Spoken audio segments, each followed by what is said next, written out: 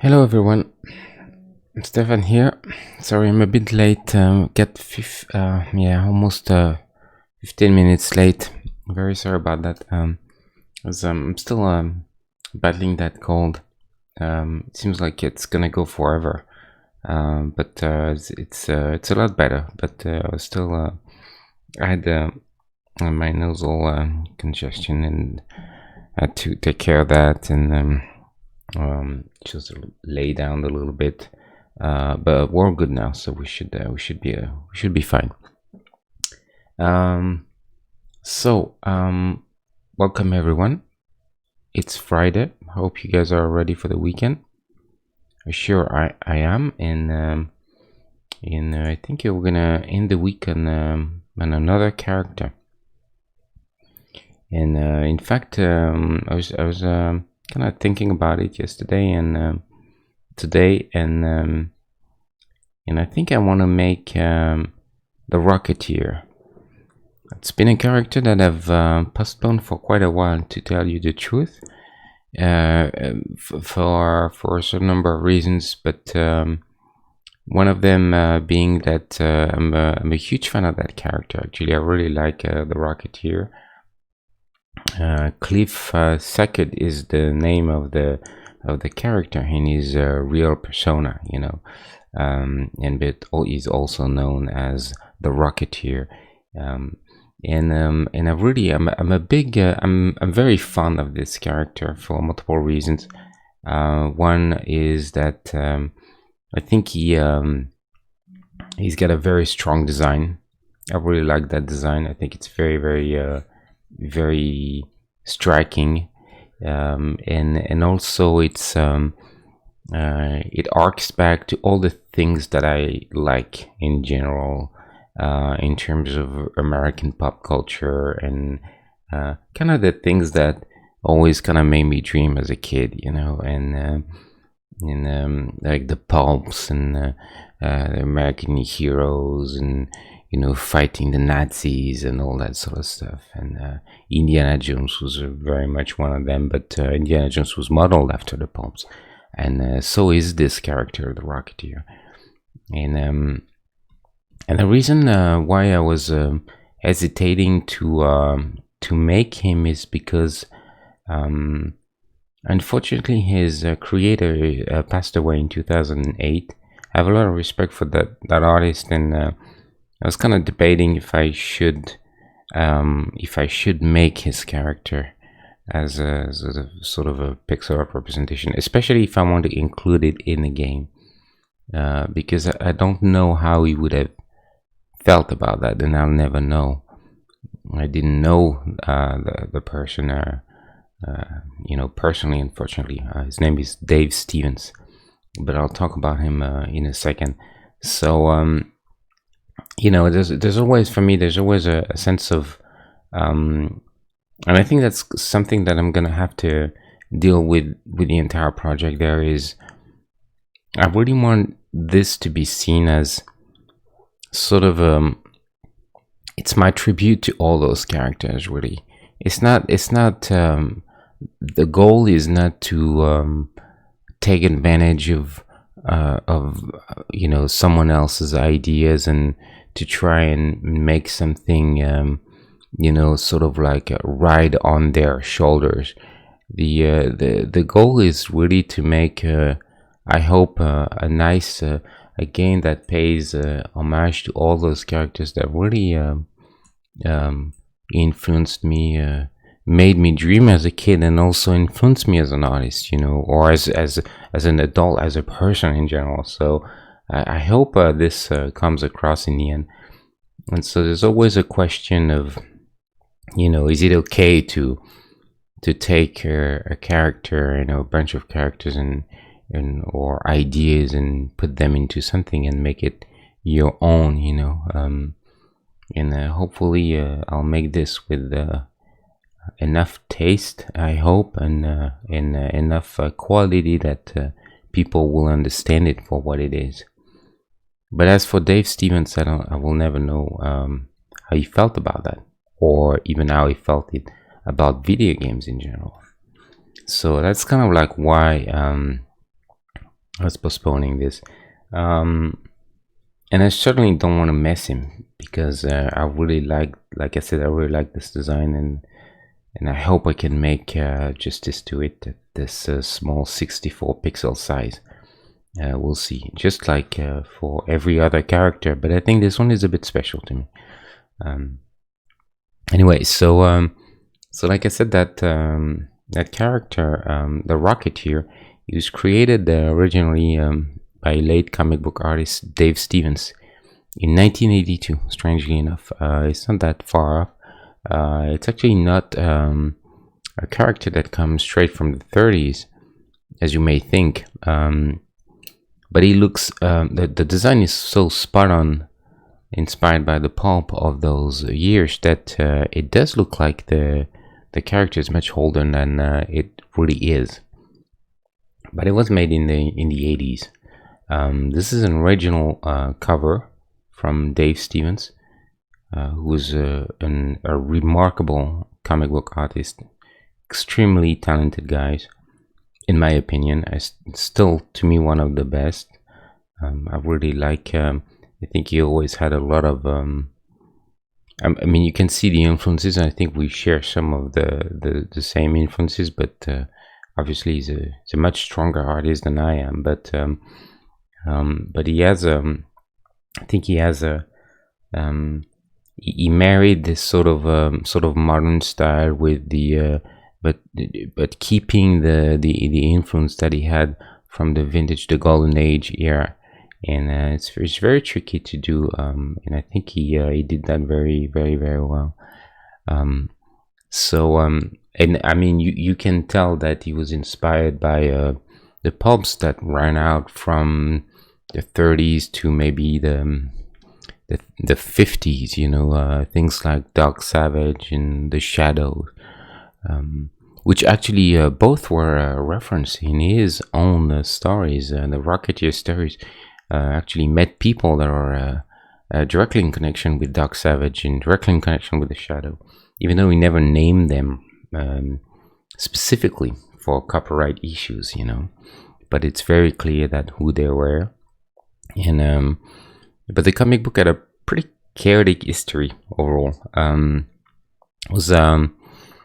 It was never really successful as some of the other big superheroes or whatnot. I started the publishing in '82, and then went through several editions, and it was picked up and rebooted again by IDW Publishing in 2011 only. So went through a long hiatus without any of the Rocketeer books coming out, and now I think the latest is 2015 or something. So for the latest miniseries, but it's not really a character that is very popular by any means. Definitely not like far from the DC League of Superman or Batman, or very far from anything remotely successful from Marvel. But it was an indie comic book, it was very much an independent venture. And so the Rocketeer is originally set in 1938 in Hollywood. And actually I thought it's fit to make this guy because it's kind of in the continuity of what we did on Wednesday, which was Jessica Rabbit, because it's about the same period. Rocketeer is the early 30s. It's the during the time that are just like almost a pre or during the World War II, as Jessica Rabbit and Roger Rabbit right after the war. But it's a very similar tone.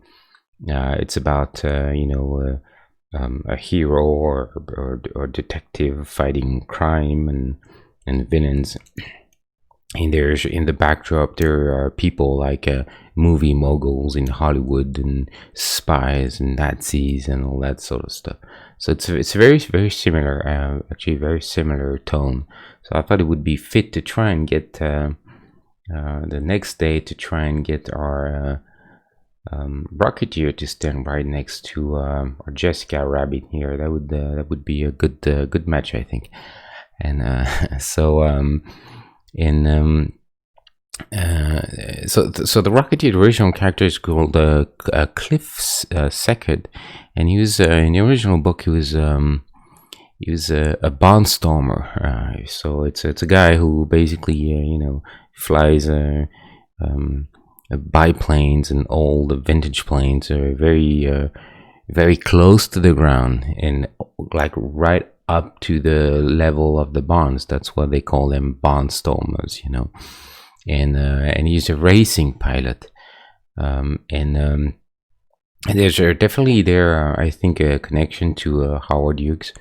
Howard Hughes, if you're a little familiar, he was a real guy who was very famous during the 50s and the 60s, and he was a movie mogul. He did one of the first aerial battles with real planes, shot real planes in black and white stock during the early 20s and 30s.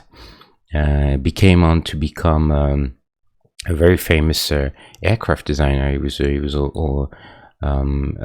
very rich man, very successful businessman, but also a designer at heart, an engineer. He designed some very famous aircraft, and went on to do some all sorts of different businesses, and eventually created the airline company TWA. And he was also hanging out with a lot of movie stars like Ava Gardner, very, very famous women at that time. And our friend here, the Rocketeer, he also works, in the Hollywood, in the film that I'll talk about really quickly. He's a stunt pilot, but that's not too far. His girlfriend is also, in that case, it's interesting.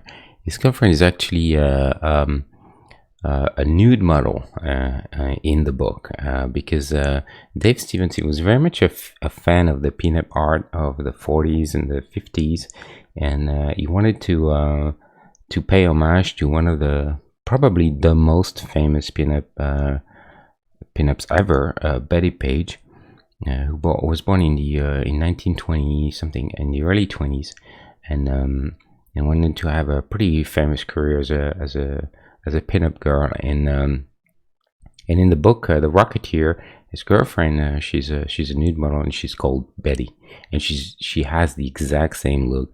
I'm not gonna look for Betty Page right now, Dave Stevens, because I didn't flag the adult flag on the stream, so it's still a family, supposedly family friendly stream. So you'll look it up for yourself. But I can tell you that his Betty in this book, in The Rocketeer, is very, very, very similar to Betty Page. And there's also an interesting. She was nicknamed the Queen of the Pinups, by the way.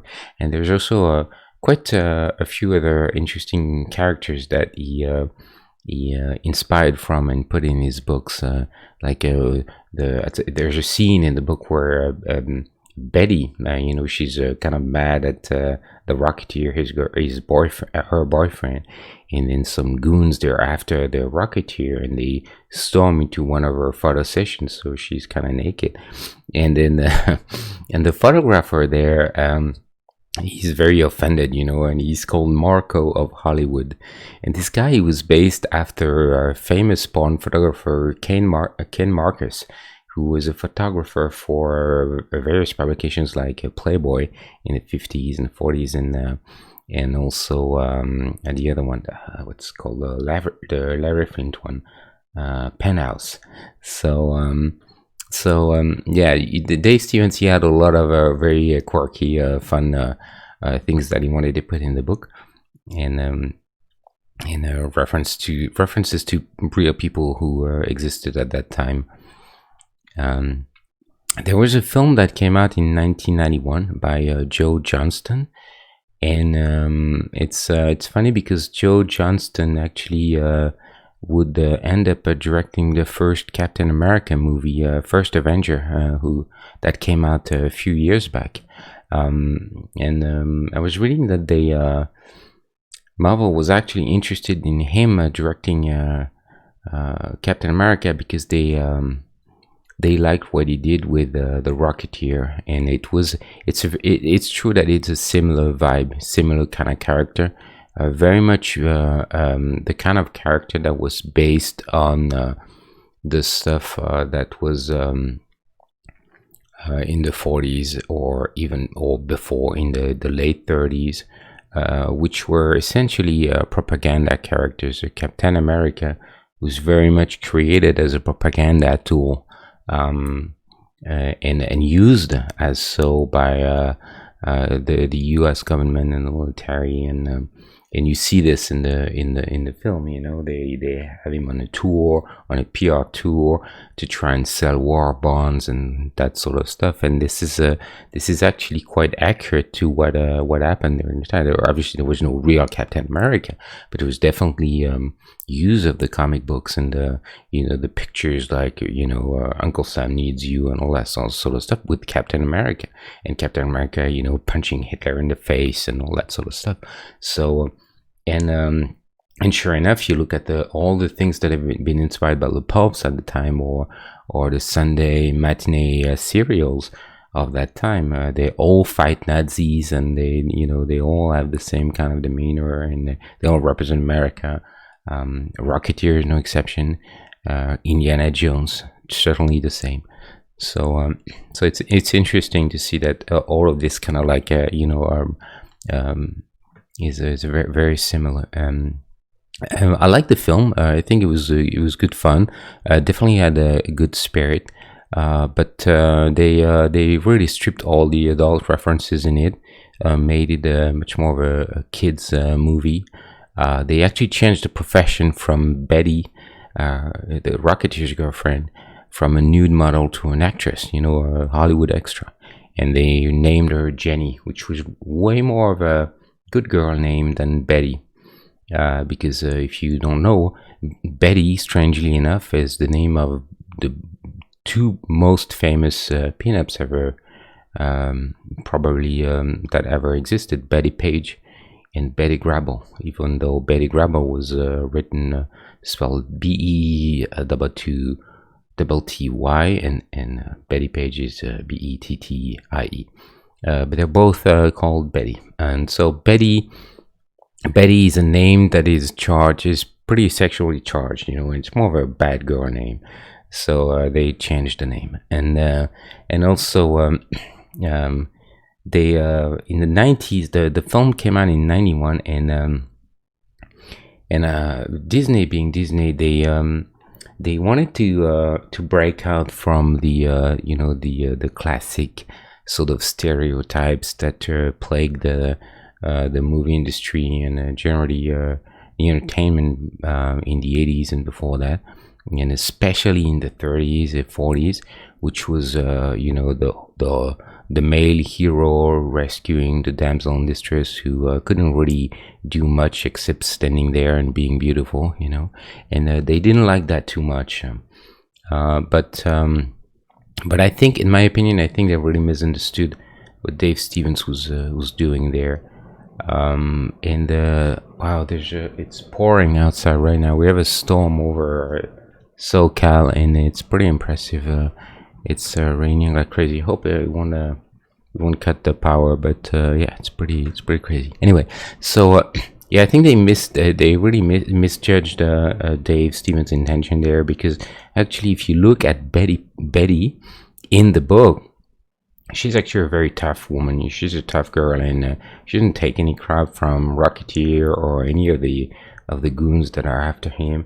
So I think it's kind of like they really they kind of like glazed over the book, and they saw there's definitely a lot of like stereotypes from the 30s and the 40s, but I think it was done with a lot of humor, and a lot of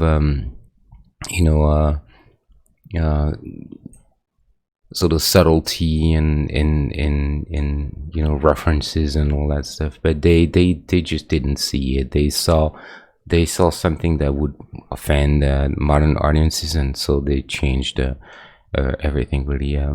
In Dave Stevens' own words, he said, what did he say? I think I wrote it down somewhere. He said, let me see. They really tried to shoehorn it into a kiddie property so that they could sell toys. All they really wanted at the end of the day was the name. And I really don't have any problem believing this. Actually, one of the Studio execs over there at Disney at the time, he wanted to replace the iconic helmet, this helmet, which is really a marvel of design, by an astronaut helmet, like a bubble helmet, like a Gemini helmet or something. And don't get me wrong, I love this, the classic spaceman look of the 60s, stuff that went onto Mercury and Gemini programs.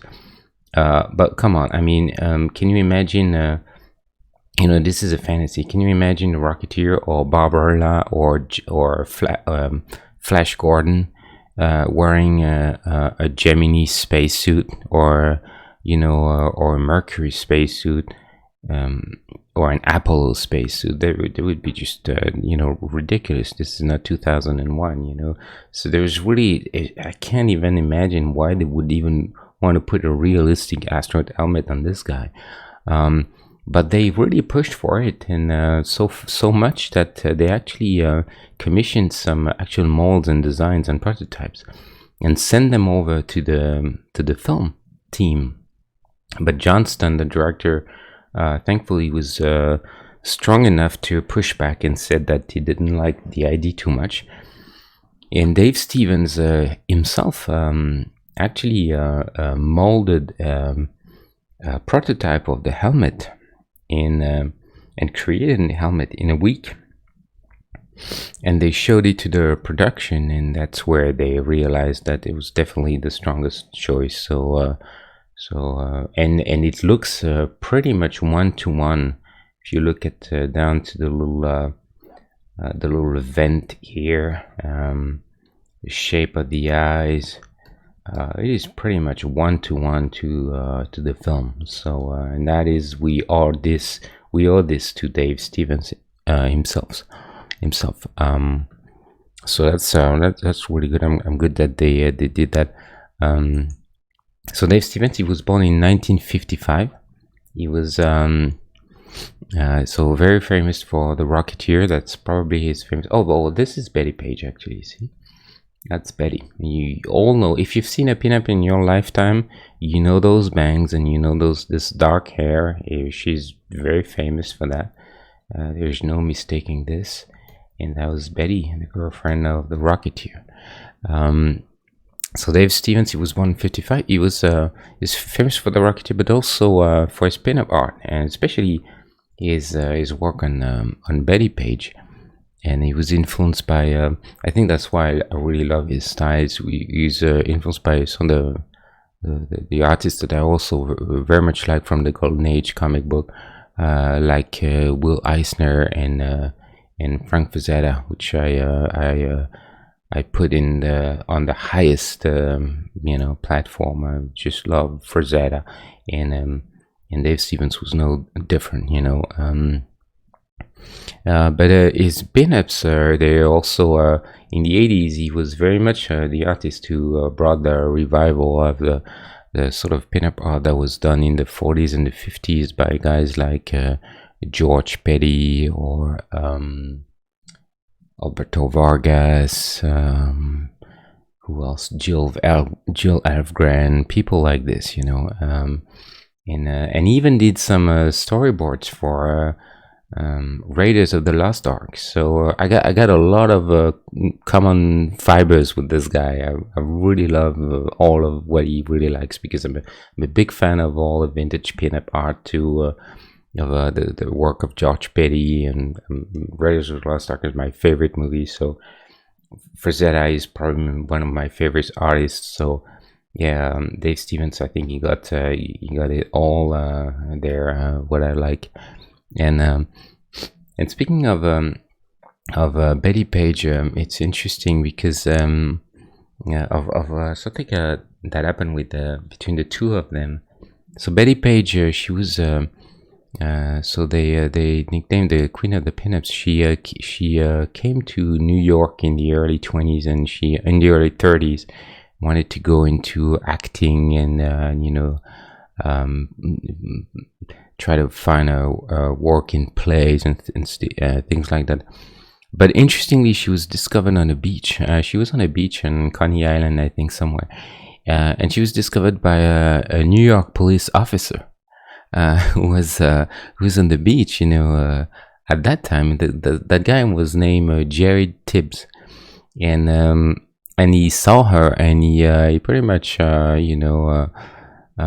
fell for her right there. He saw her as a model right there, because he was himself a photographer, in his spare time, but he was also working the police. So there's a lot of a lot more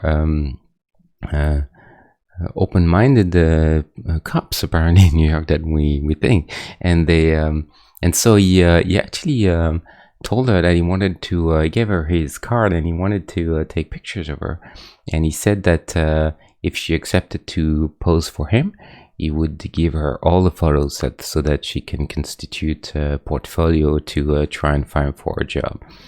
And in the signature bangs, she was not she didn't have that haircut, and it's actually him who suggested that she let the bangs grow so that it would occlude the light, and so that the light of the flash wouldn't bounce from her brow, our forehead. So he was thinking in terms of photograph, and then she kept that the signature look for whole her career. So it came from a police officer, interestingly, and then later on she ended up doing some bondage, like early bondage, and but not very for a long time, and for more risky stuff that was sent by mail and things like this. She could never really get into the movies like she wanted. Acting in a few burlesque movies by Irving Klaw, but it's only in the mid 50s, end of the 50s, that I think mid 50s, she met a woman actually called Bunny Yeager, and that woman, she was also a photographer, and she made the best pictures by far of Betty Page. So that's it's a female photographer that really brought Betty Page to fame, and then later on she had a very sad life. Actually, she disappeared in the late 50s, early 60s. No one knew what she was doing. She became a devout Christian, and sort of turned her back to her previous life, and tried to become even a Christian missionary in Africa. But they wouldn't take her because she was divorced. Not because she was modeling, but because she was divorced. So go figure. But she was struggling with a lot of issues, depression, and in '79 she was diagnosed with schizophrenia, and ended up in a mental hospital for a year or so. But here's what's interesting. Why I'm talking about all this is because Dave Stevens, so then she moved back. She was in Florida, and when she was ill, and she moved back to Southern California. She was in SoCal, and in the 70s and 80s. And Dave Stevens, he was a big fan of her, and then he looked her up, and he realized that she was living nearby his own house. So he went to her in the 80s, and then he saw that at that time she was probably pushing 55 or so, and then she was not in a very good health. She had gotten a lot of weight, and and she didn't really want to have any public life. But then he took care of her, and also made his best so that she could benefit financially from all the money that was made from her image, because there were still a lot of books out there coming out and things of that nature. And there was also another artist who was very much at the source of her renewed popularity in the 80s, called Olivia de Bardinis, and she was also a woman. Interesting. So the two women that made Betty Page famous, the two were women in the 60s, a photographer, and then a pinup artist, Olivia de Bardinis, in the 80s. She really loved Betty Page and started painting Betty Page, and that's why she became well known again.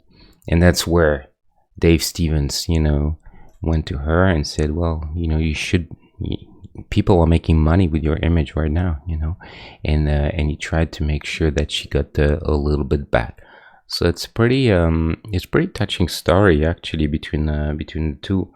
There was sort of this connection between the two their entire life, without not necessarily with them knowing even each other until later in life.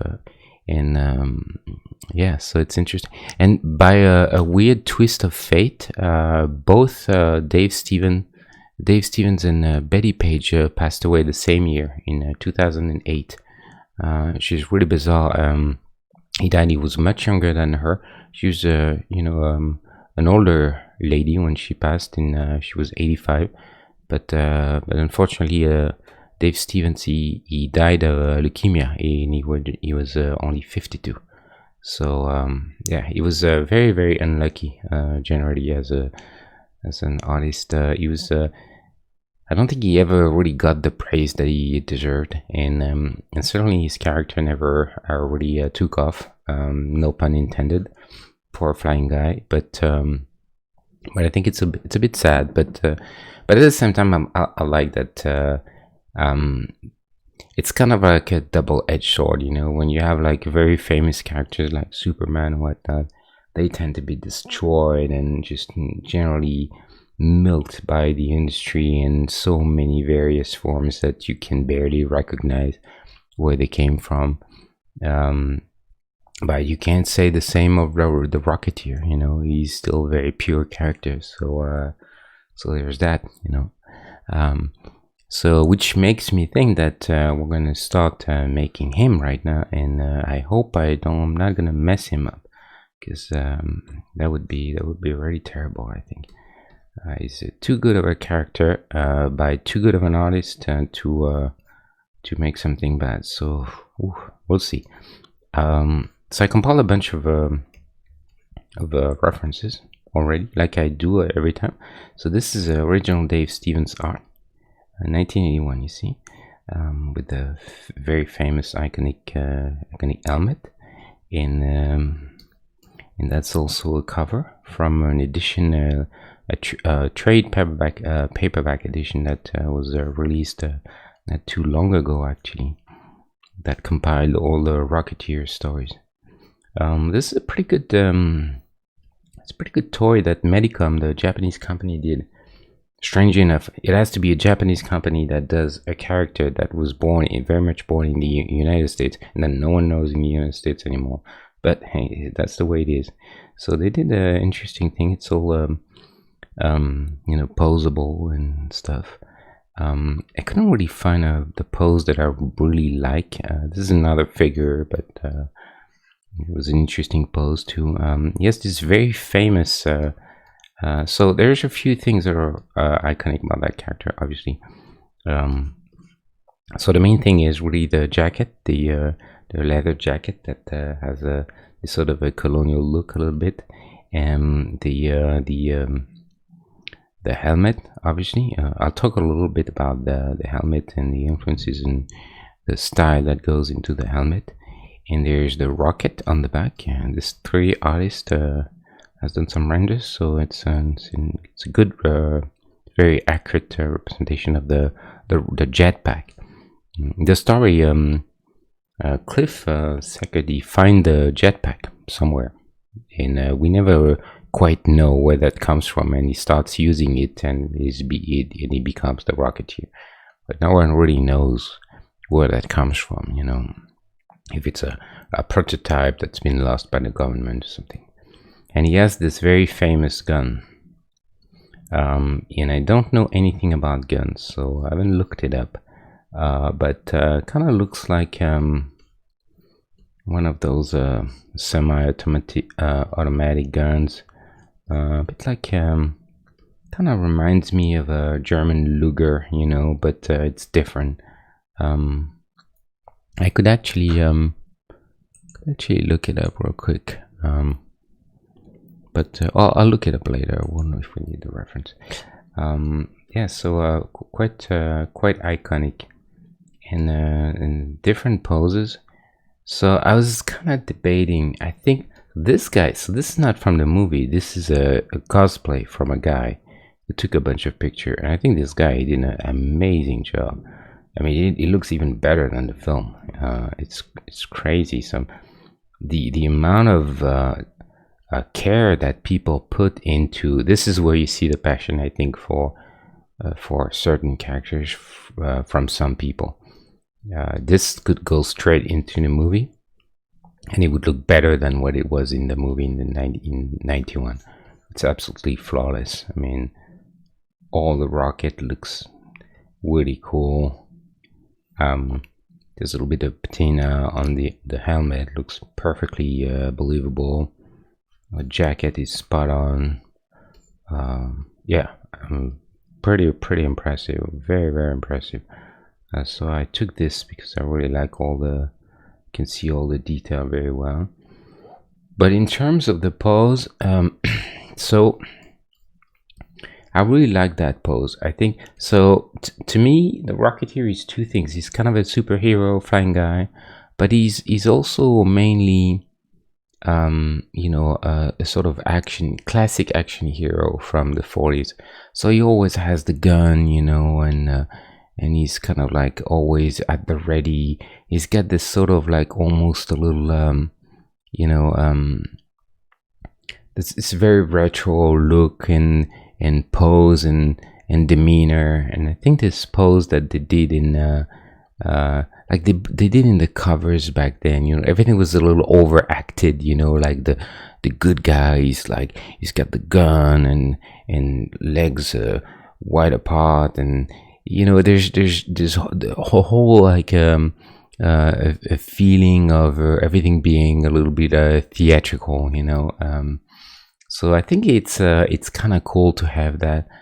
And this will certainly captures this very well. Unfortunately, here I don't really understand why I think the jetpack there seems to be sort of not properly centered on the characters. There's something a little weird about that to me, which we could fix, you know. And also, this is not the best overlap in pixel. It might be very confusing. So I might have to turn him a little bit more like this. Obviously, I won't be able to represent this in pixel art, but why does he have seems like he's holding something and he's about to, you know, to press a button, almost like a suicide bomber. And it's because in his hand he holds the device that allows him to fire the jetpack, and by pressing a button, that's why he has this hand. And you see that this is the device. You see a little bit of metal there. So it goes inside his hand, and there's a little button like a trigger. But also, I think one of the things that I really like is also the pose of him flying or taking off, you know, especially like the super heroic. Like this is a very much of a vintage look, you know, when heroes, they always you shoot them from a lower angle, they look up, there's a lot of foreshortening, a lot of perspective. I think what's his name, Alex Ross, did a lot of that, looking up on characters, like they're always oversized, they're always bigger, larger than life. So he always puts his camera down and looks up at them. You're kind of like, they're like gods, you look up at them. So there's Mauser. See, that's what I love with Julien. Julien is always on top of his stuff for reference and everything. Mauser CC96, commonly called the broom handle Mauser. So German. So see, I was not too far off. It's actually a German semi-automatic pistol. So I was spot on, actually, surprisingly. When I said it reminded me of the Luger, but it's a Mauser, but it's also a German pistol. Huh, interesting. Yeah, thanks for that, Junior. Very, very humble. Very cool. So I kind of like that. I think this has a very heroic, very pulp look to it. When it's a little bit over the top. It's like perfect. In the girl, I think this statue is a lot of fun. Actually, I think this statue to me represents. It's not really super well done. I mean, the costume is kind of meh. I mean, the modeling is not. It's not. I wouldn't necessarily want to buy it, but I think the spirit is awesome. The spirit is spot on the Rocketeer, because there's this over-the-top heroic look for the guy, looking up, flying, rocket is thrusting, and he carries the girl, and she has this sort of like a little bit like spooked look on her face, but at the same time she's perfectly pretty even in this circumstance. And you get the little detail of the shoot, and then she's about to lose, so I think this is, so there's the humor, the sexiness, their heroics, everything is in it. Very, very, very good job, I think, that they did there. But unfortunately, if they had done this in the quality of that, I can tell you that it would have been on my pre-order list right there. But there is no real good Rocketeer statue or toy at the moment, because no one cares about the Rocketeer. Oh yeah, it's used for hand solo blaster. That's right. That's where it comes from. You see, it reminded me of something else, and I couldn't really put my finger on it. Of course. This is awesome. Yeah, right. Except that they add like the muzzle was a little different, was more flared for hand solo. Let's have a look. Han Solo blaster. Yeah, that's awesome. Yeah, definitely. It's very interesting. Yeah, it's that pod there, and they added like the big scope, and they changed the muzzle. But if you compare to Mauser C96.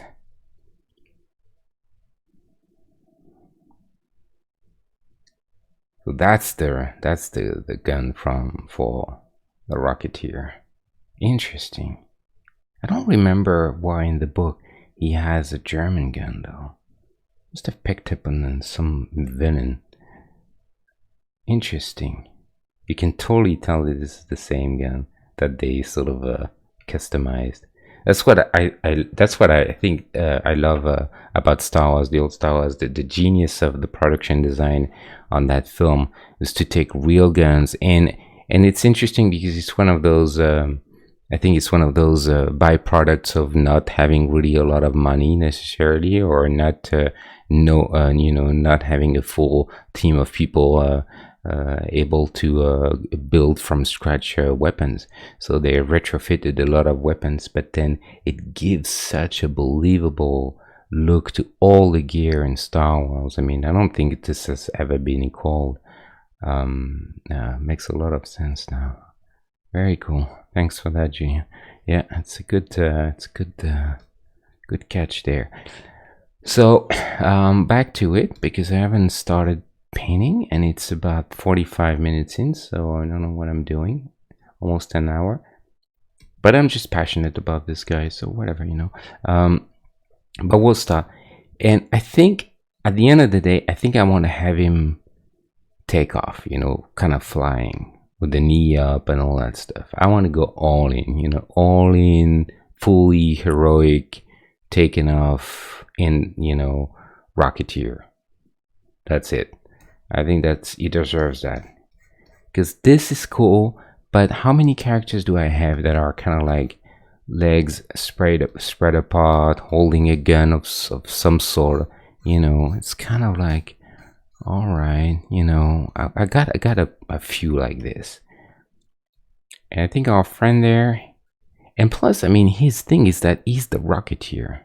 There's rocket in his name. I mean, he flies. That's pretty much it. So I think not having him standing on the ground would be, I think, kind of a missed opportunity there. I think we're gonna do that.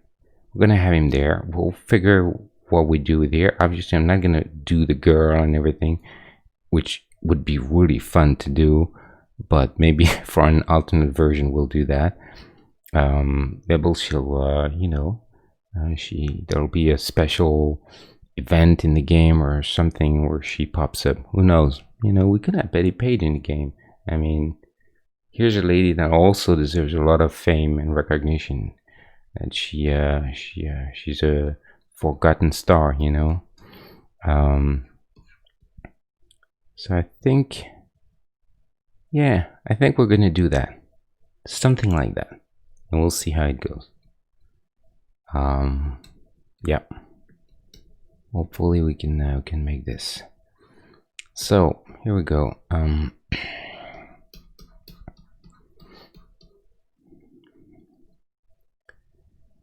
I think I'm gonna go here. So I wonder if I should take someone that already exists, as usual. This is always for, you know what, we could take Indy. You know, he already has the jacket and everything, kind of a leather jacket, makes you know, your limbs a little thicker.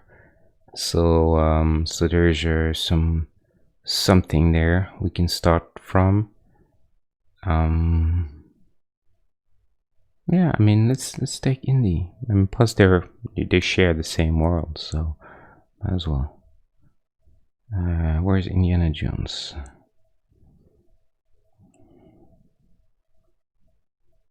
Indiana Jones, also inspired by a very famous pulps.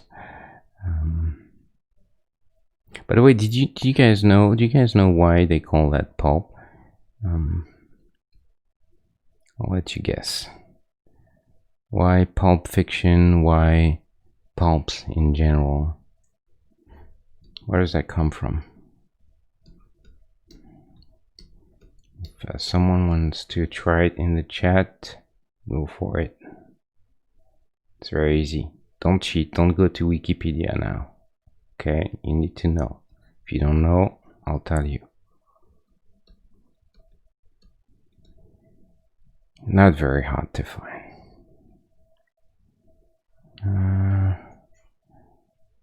Where are we gonna put him? Next to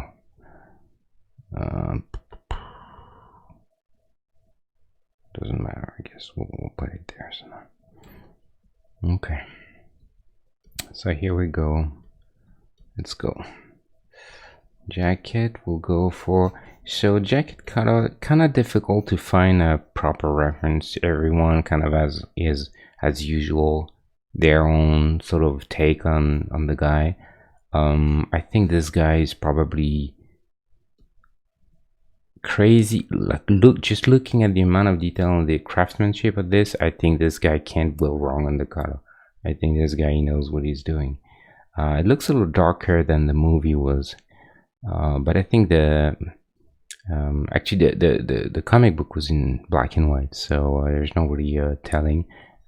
Some artists like Alex Ross and other people have done their own colored version, but it's always I think it's probably, to me, it's kind of like a light medium brown. There's quite a bit of red in it. It's actually quite saturated. So we're gonna go for something around the the pants of indie, but with more saturation in it and maybe a bit darker, and maybe a bit more red. We'll go somewhere there, and we'll see. We'll see if this works or not. This works. Let me get this. I'm gonna try and get something like this. So this will be our left arm. I'm gonna try to stick to it for now because as well. But I think and he's got the dark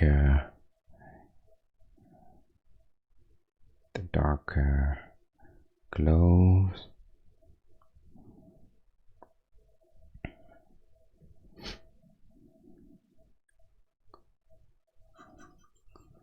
Jacket.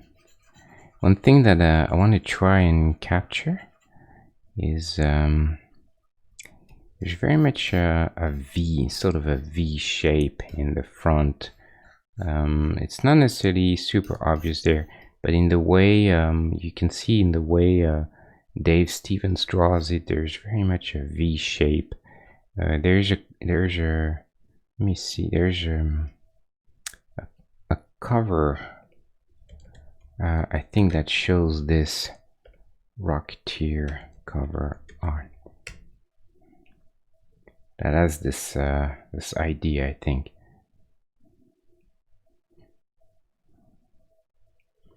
Oh, my internet. This was done by Alex Ross. Very, very cool. Yeah, there you go. See, I think this is very interesting. That shape. So obviously this is very graphic. I mean, there's you know, it's very exaggerated. I'm not necessarily going to do this, but I think there's some of that might be cool. You know, make him a little different than other characters. So we'll see if we can get it at all. And I think we need to feel like a little bit of the wide shoulders.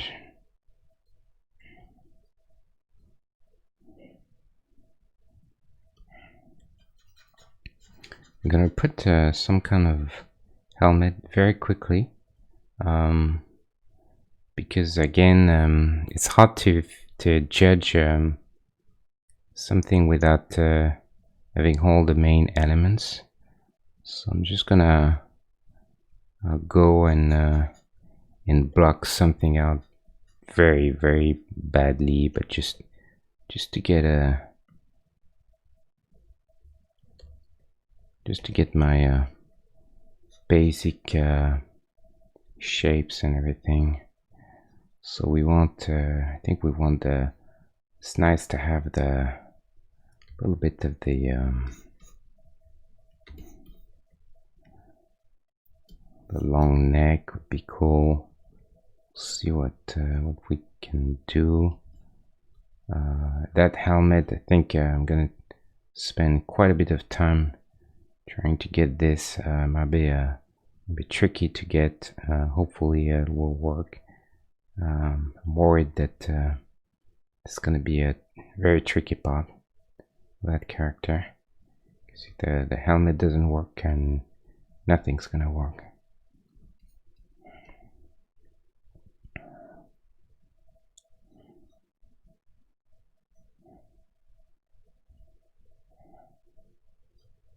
I'm gonna try and maybe having some kind of angle in the shoulders again.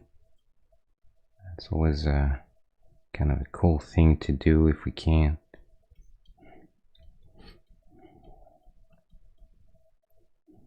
And then pants are kind of like off-white. So we're gonna take, I think I'm gonna take Indy's shirt for now. And obviously we'll play with that. A bit too light. I'm gonna go a little darker than that. Let me see. What about you?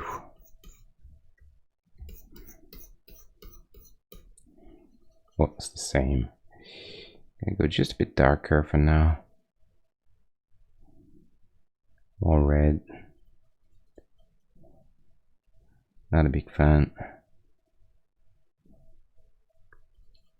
Okay, something like this, and we'll play with that.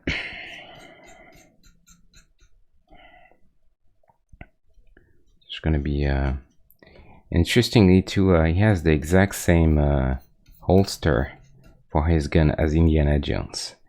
I find this funny. You can see there's a lot of shared DNA there. So flying, long leg, get rid of that. It's gonna be horrible for now, but you know the drill, you know how it is. Every time it's that moment where everything looks a bit funky. And also here's a very important thing, I think, for that character that we don't necessarily see there, but there's a belt on top, but you see that the jacket ends up, that sort of a lapel or whatever in front ends up in a sort of a V shape. I think this is very important for that character, so we're gonna try and definitely get this. I think, see, that makes it very different than that. That's a normal jacket, but this is the Rocketeer.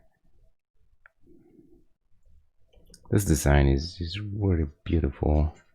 It's very simple, but also at the same time very intricate. And there's a few themes that are extremely well conveyed. The pilot, you know, or the a little bit of the spaceman, but there's also a movie element to it. There's the action hero with the pants, you know, like the sort of the colonials, sort of like you know, the flaring pants, like they had when on horseback, you know.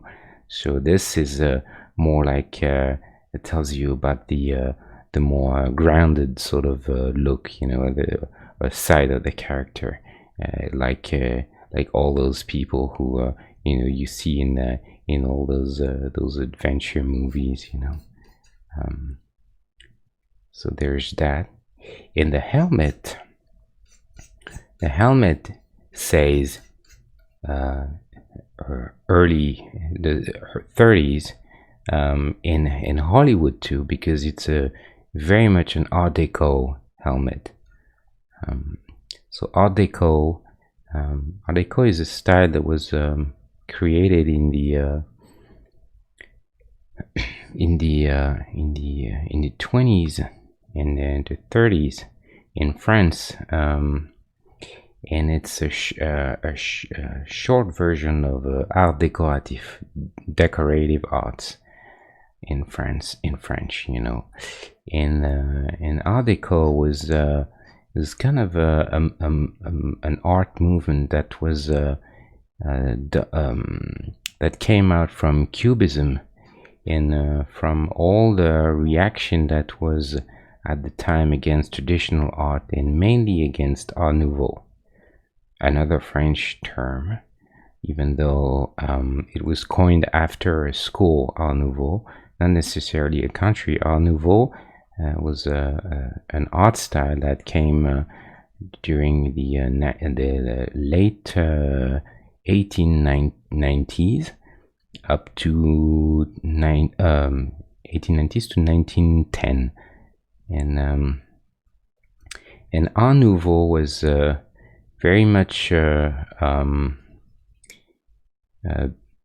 inspired by nature. It has a lot of shapes that were inspired by flowers and plants and things like this, and it was very convoluted and curved and rounded and intricate, with a lot of detail and stuff like this.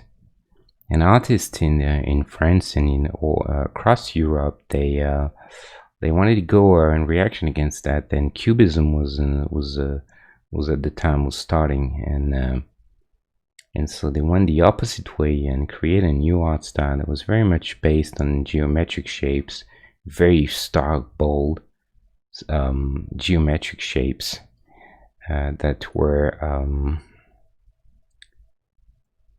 in reaction to Art Nouveau. And and they call this Art Deco. And then Art Deco kind of died in France during the right before the war, but then came back, was across the Atlantic, and ended up very popular in the United States, mainly in architecture. And there was a lot of Art Deco buildings made in New York first, like the Chrysler Building with the big gargoyle, the gargoyles on top. The Chrysler Building, if you go to New York, go into the Chrysler Building and you'll see a lobby that is an entire Art Deco lobby. And then the Radiator Building in the Flatiron, all those buildings. And then Hollywood also embraced this very much. And in Los Angeles, there's some beautiful Art Deco buildings, like the Bradbury Building that you can actually see in Blade Runner. You know, when they go in, it's all like the beautiful where what's his name, Sebastian lives. You know, this is very much an Art Deco building, and you can it's in downtown LA. You can visit it. And this is the simplicity and the geometric lines are very much inspired by the Art Deco style. So, for instance, Art Deco, I'll show you. Art Deco Chrysler.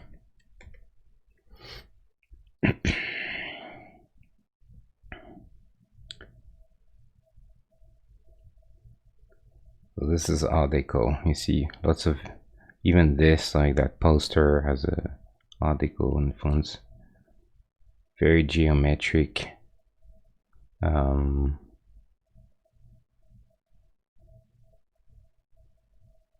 There, the gargoyles, the simplicity of the shapes, how bold they are, and this is the same.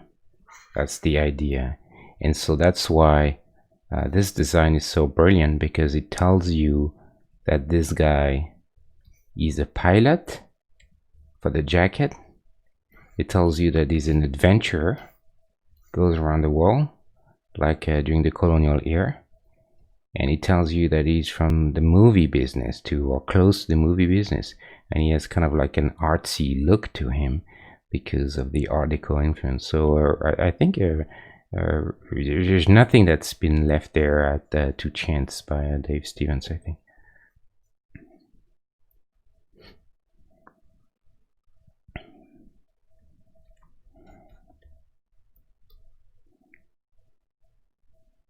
I always paint everything way too big in the beginning for some reason, and I have to always bring everything back.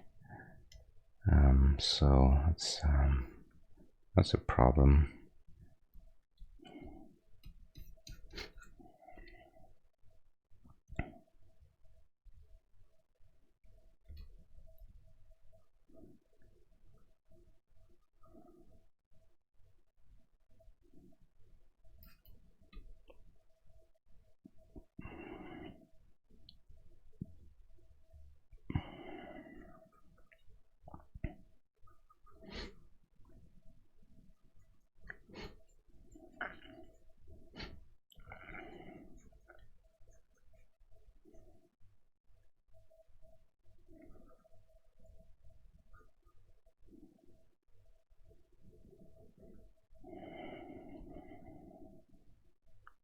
Just trying to trace really quickly something just to get me a sense of where things would sit and how big they need to be and all those sort of stuff.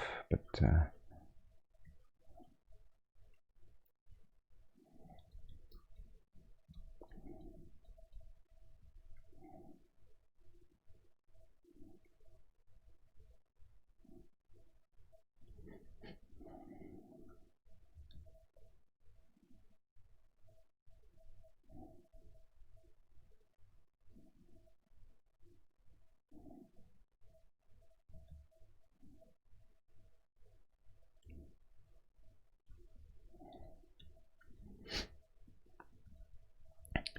difficulty with that sort of stuff is always to get the angle, you know, the fact that you have to make it look like the camera is looking up and not down. Right now it looks like we're looking down on him, so that's not right. So need to try and fix this if I can. No idea how for now, but I think we'll figure it out.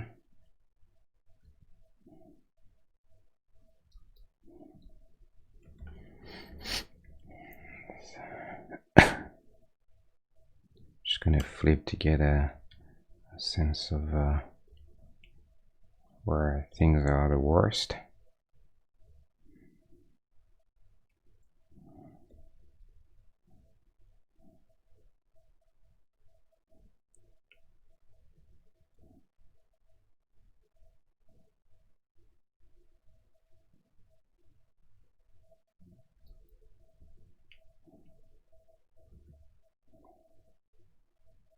I'm gonna have to make sure that the head is not too big, even though he wears a helmet. But that helmet, I'm not even right now. I'm not even pretending to even get close to what it needs to be. I think it's gonna be extremely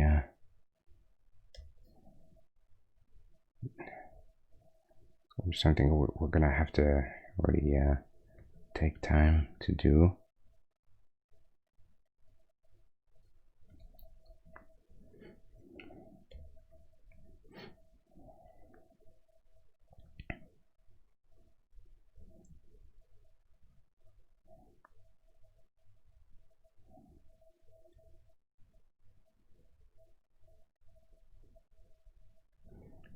I'll take this entire thing now, because you see how big it's gonna be, and just scale it down a bit. We're gonna go 60 for now, maybe even 58.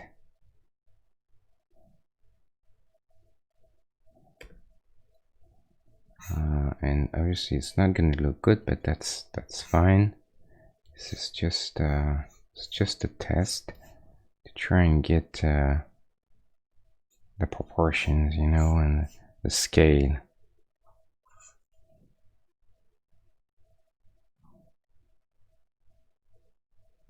Actually, we can go a little bigger. I think this is too big. That's the problem, is at this size, a few pixels really make a huge difference. Let's try 61. See how this looks. Yeah, that's probably a bit better. Let's try this.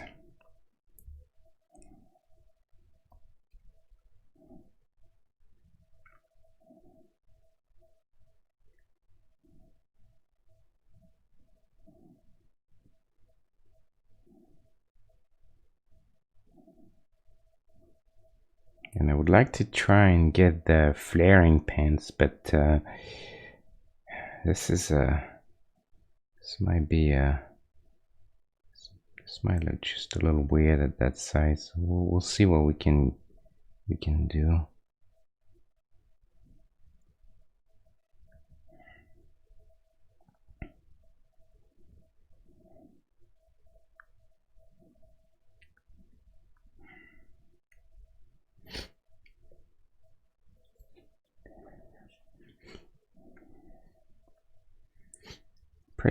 Pretty terrible for now. I'm not gonna lie. It's okay. We're here to learn. So work a little bit more. And if the pose ends up looking too over the top and I can't really make it look cool, and it looks a little silly, you know, I may change the pose entirely. you know, it's fine. I'm not necessarily married to it right now. I'm just trying to. I think we need to get this sort of sense of direction, you know, like shooting up. That's why I'm trying to get this angle of that leg there, very much like very strong line there of you know, when you're painting generally, you want to try and get a sense of those lines of action, you know, where they start and in how they connect and what's the direction of things. And the more you can convey this, then the better. But sometimes it's hard to find a proper.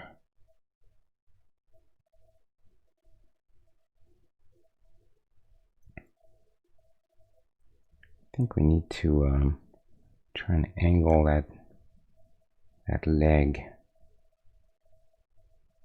you know,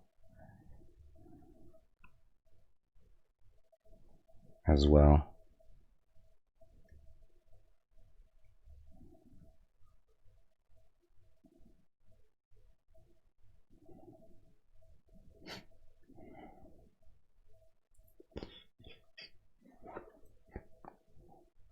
Give me a second. I'll be right back in just a minute.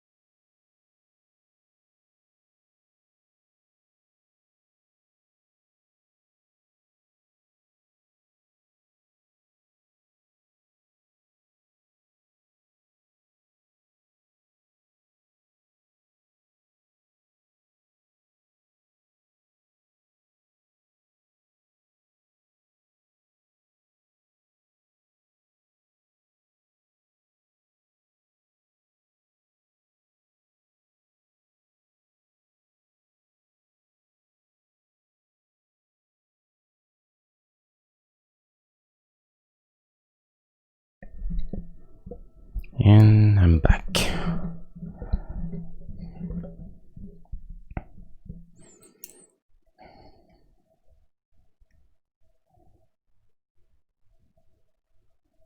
So we'll try to get the triangle if we can.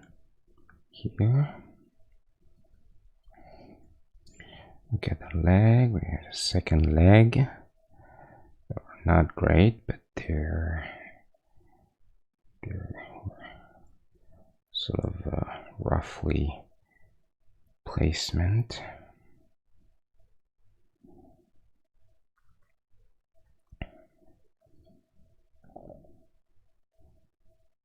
I'm gonna try to get some nice nice shape for the arms. It would be nice to suggest a little bit of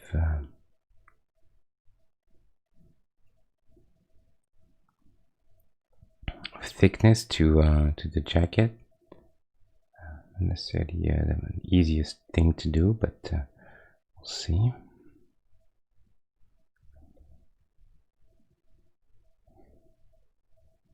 But also some shape, you know, to the arm, and I kind of like this sort of stuff going on, you know, like angle here and then curve this way and then curve back this way.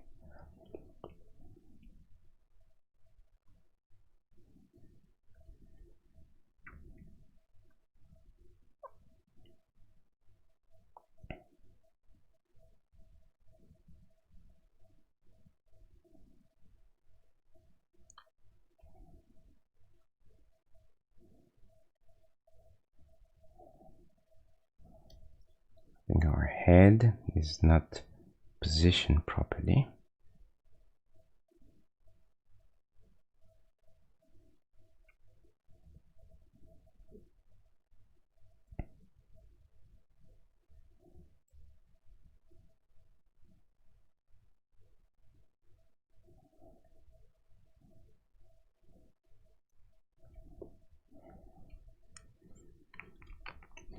He's gonna be an interesting one for sure, this guy. But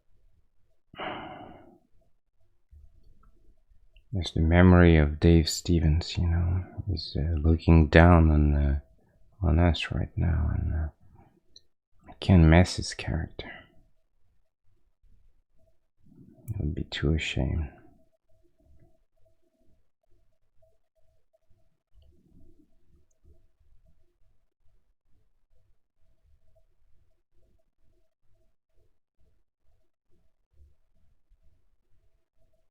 Just gonna suggest a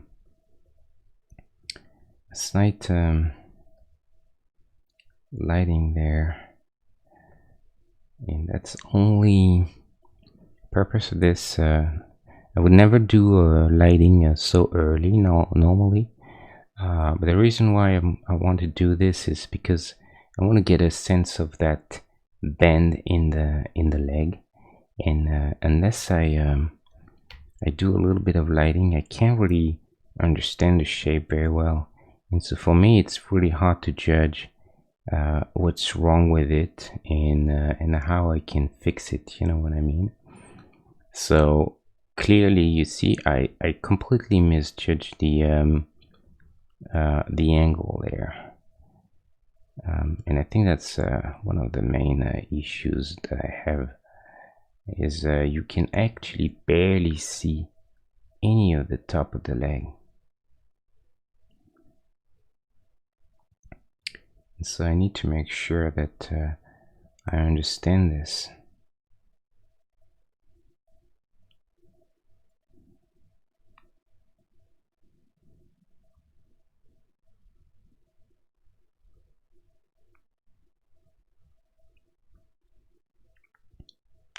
And that's what makes the character here. It's what makes everything work. Is that we look from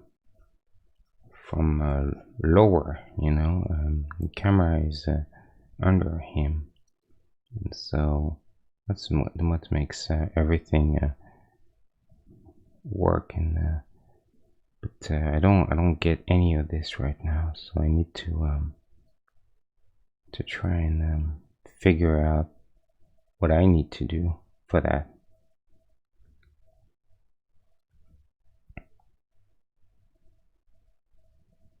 And right now I really have no idea. Be very, very honest with you.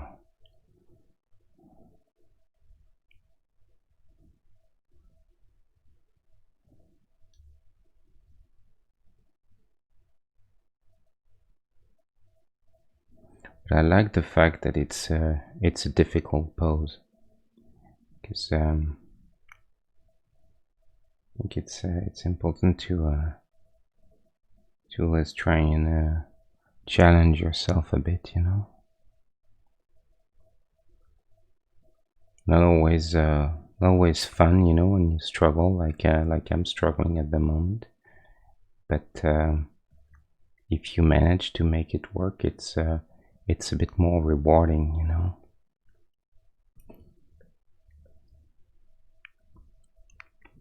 I'm just gonna suggest a line there to try and understand where the almost like this these old pants where you have the seam on the side. It's just for me to try and understand the shape of everything, where the thigh is, and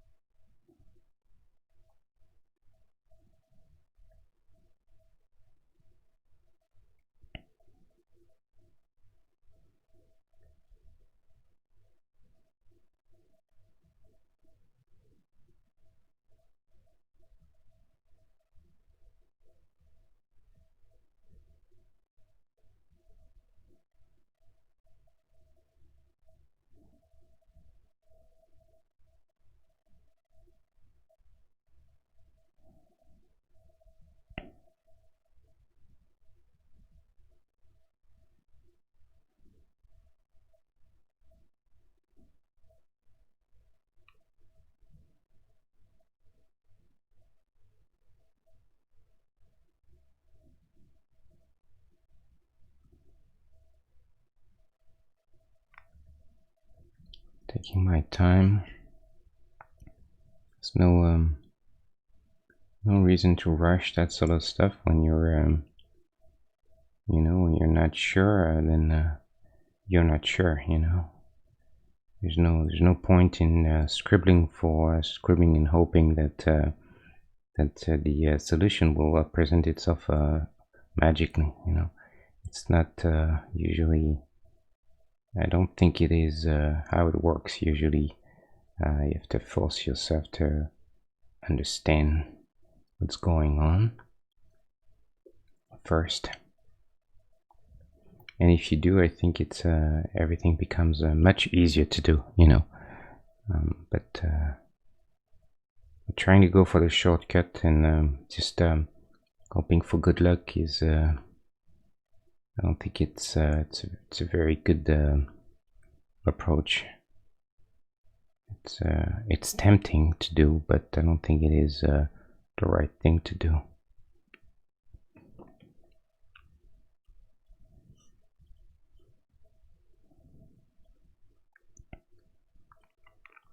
Still not happy, but something needs to happen. We need to get to a point where something's gonna click. That's not the case right now, and hopefully we're gonna get this to work.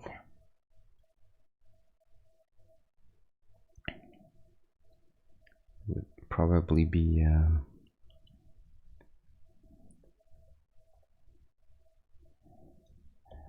we'll try and get the belt.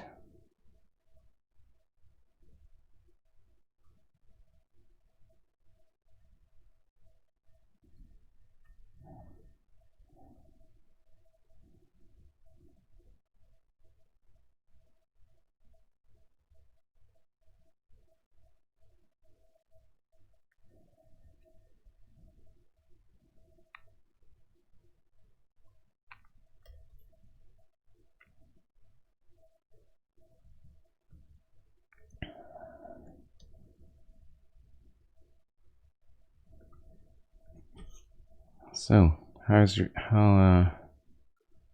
everyone doing?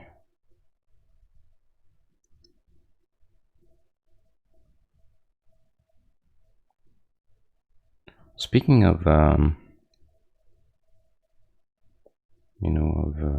flying in pilots, First Man is out, the Damien Chazelle movie about the trip to the moon, the Apollo 9. Very excited with this movie. Can't wait to go see it. I have all the trust in the world in Damien Chazelle. He did some really good movies, so I'm hopeful that this will be a very good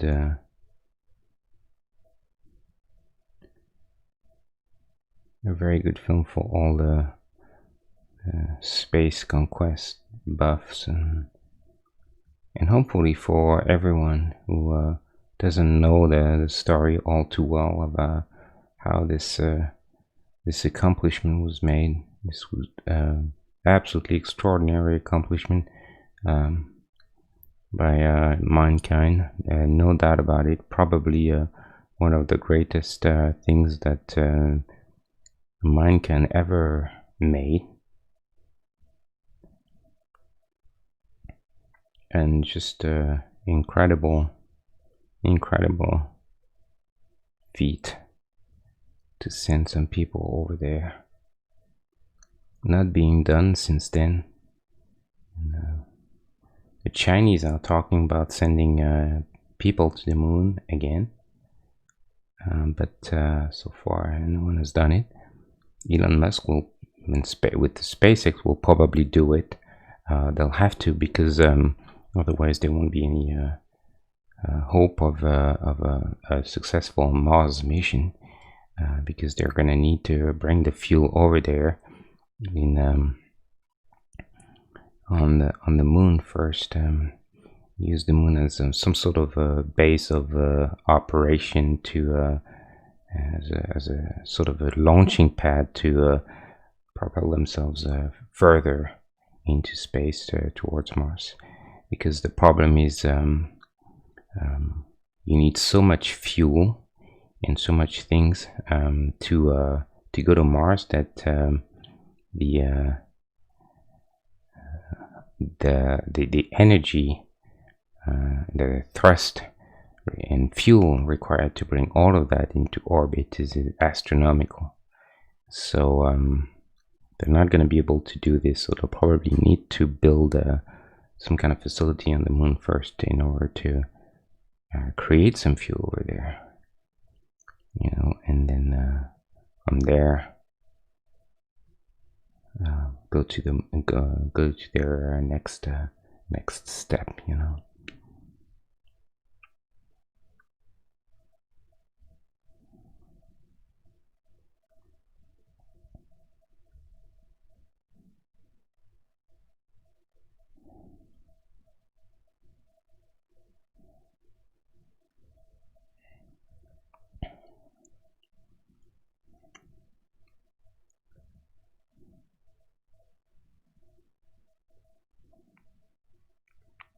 So this is going to be interesting. See where we end up in a few years from now.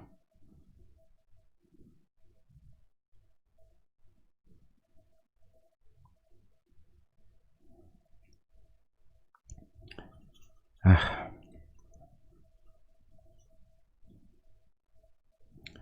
have to make this leg work. This is the leg. If I have the feeling that if I get this leg, everything's gonna be much better. But so far, I just don't like any of it.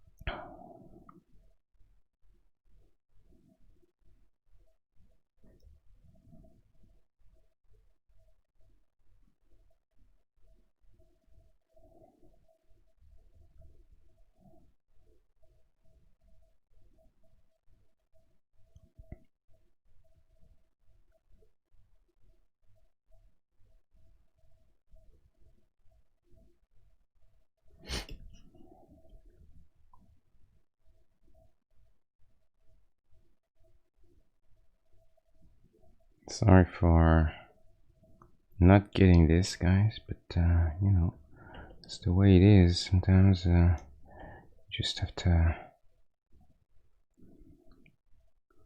Nothing works.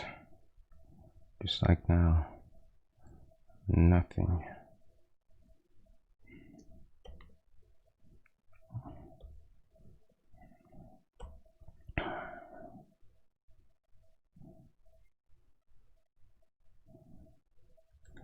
You know, I'll tell you what happened.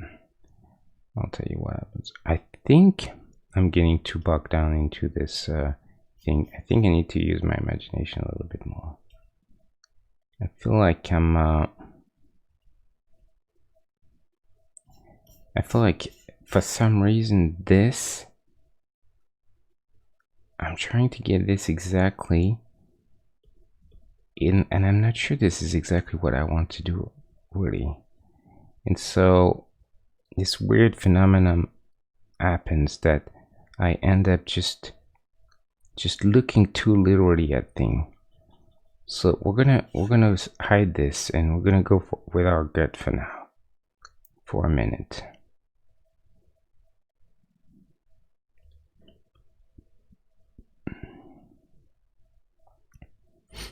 I have this feeling that I'm not doing what I should do.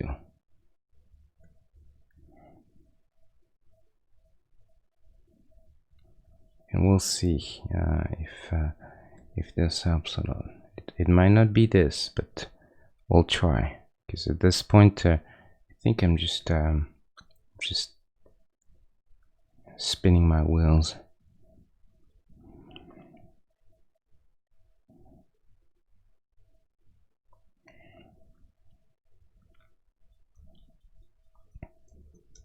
So I'm gonna go with my gut a bit about what I think it should be. And it'll end up probably a bit different, but it's okay. Because what matters is to get something that we like. Not to stick to exactly to some kind of reference.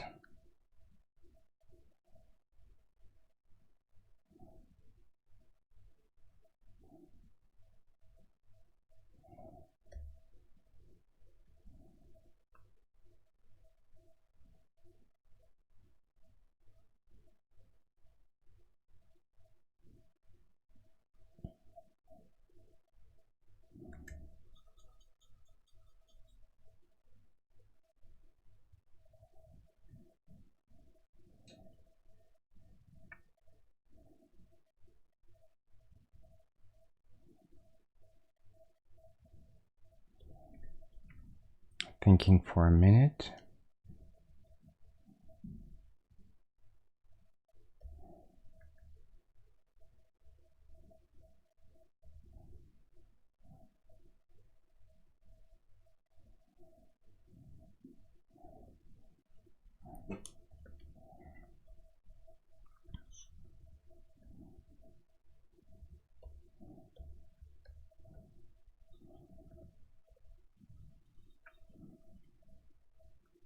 At least you can see I'm not hiding anything. I'm showing you all the struggling and questions and the why it's not working and what am I doing wrong and all of it.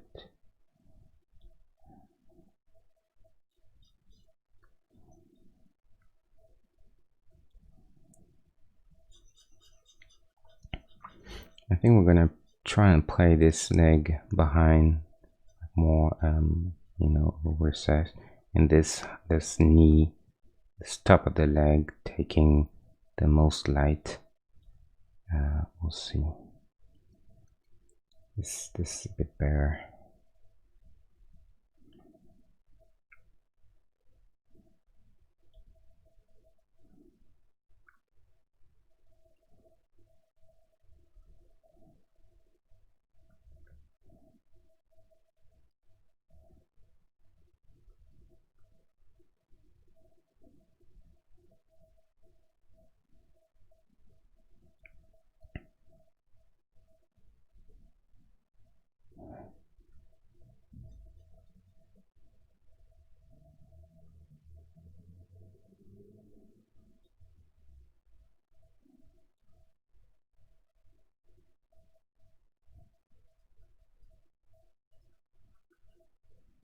This one corner.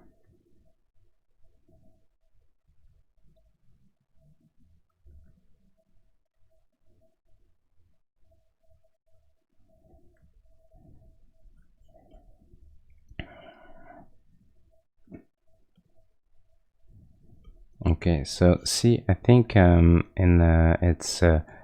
was the right idea to not to stop looking at that reference.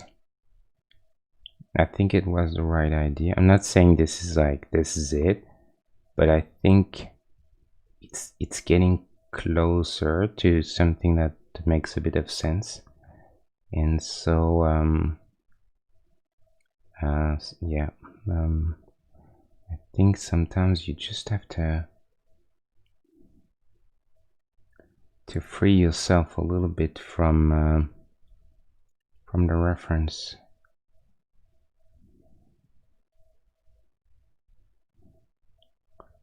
Reference can be as much as a help than a hindrance, you know. When it's preventing you from when it prevents you from rethinking by yourself. So in that case, well, you try, and if you can, you try and do the courageous thing, and you scrap it. You know, you just you scrap it. You go for your own feeling.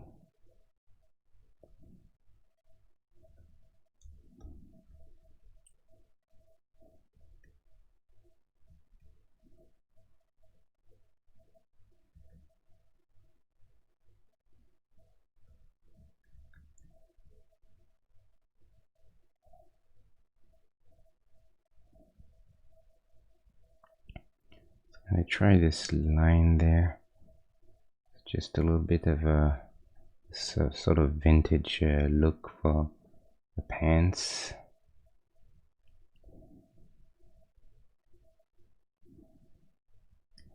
We'll see if we can do that. Yeah, I think I like that.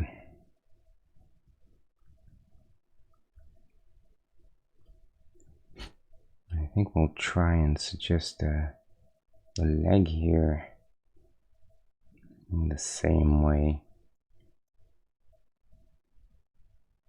Something like that.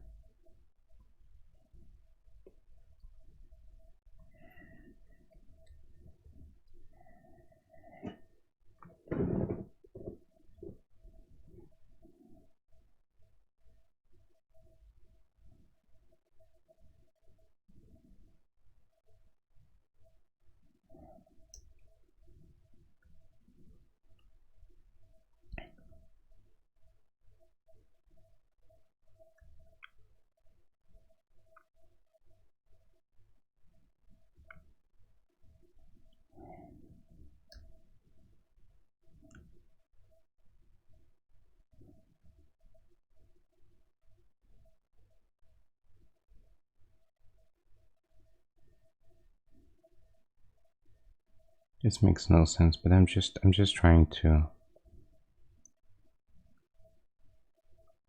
Sometimes I like to do extreme things just to see if I kind of look at things with a sort of newer eyes.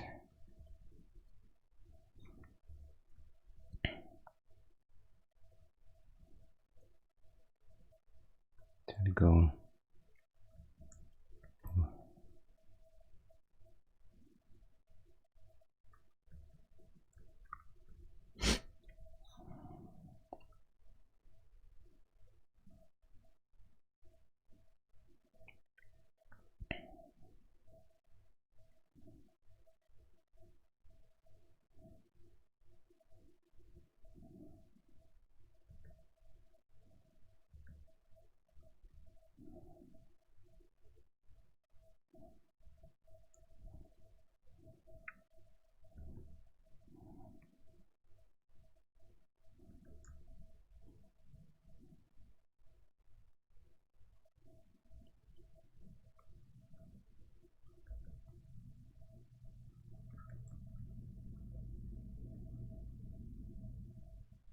And I think too that unfortunately, because of that leg would be sort of hiding a lot of stuff, you can't really make this shape at the bottom of the jacket, because it just makes everything look a little weird.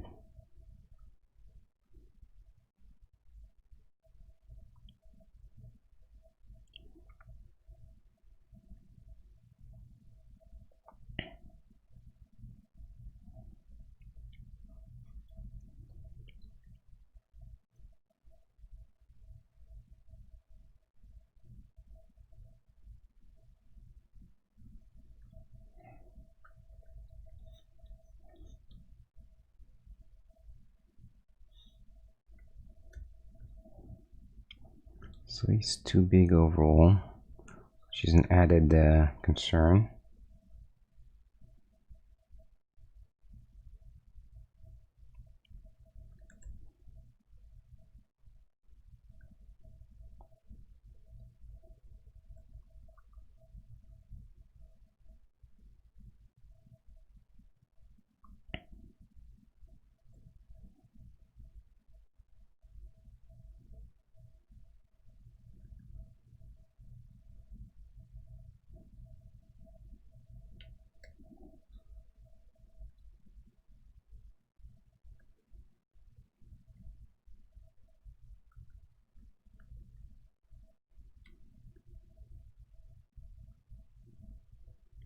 The other thing too is we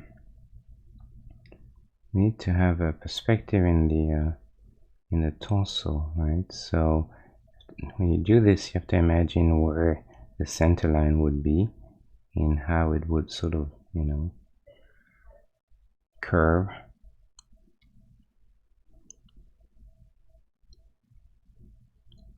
So I need this line to be more angled than this one.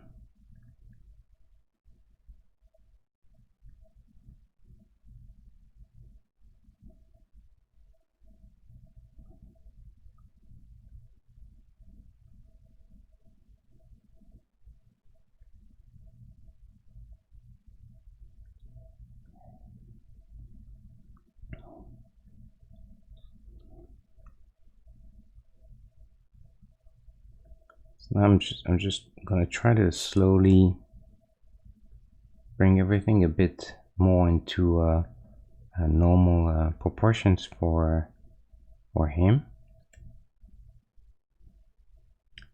Closer to all the other characters.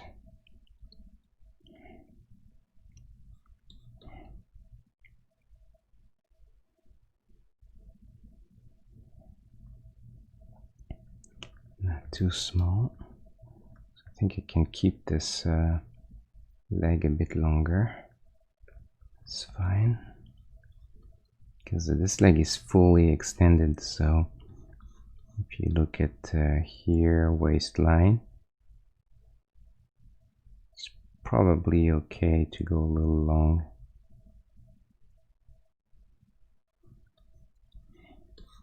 His bust is too not long enough, I think. So we're gonna try and get a bit more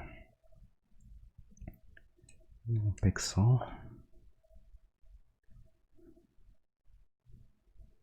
Starts to get a bit finicky now, but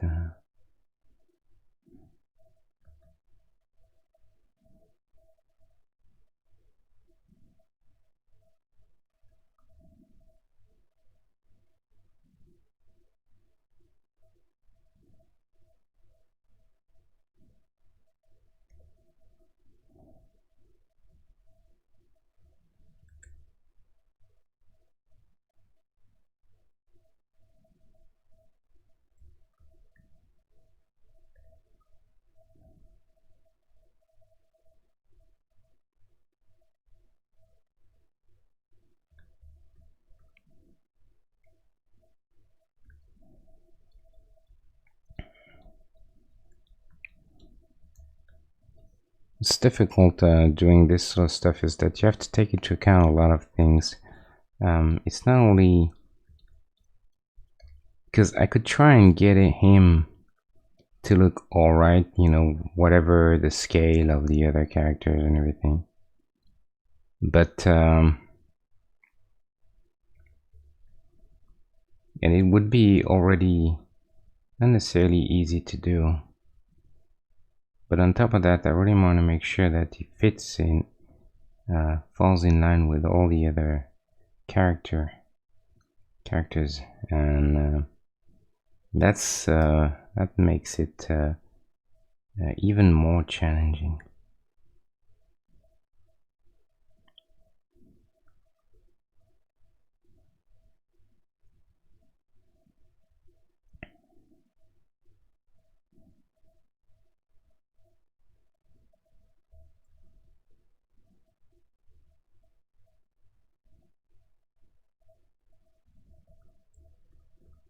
But that's all right. It's part of it. I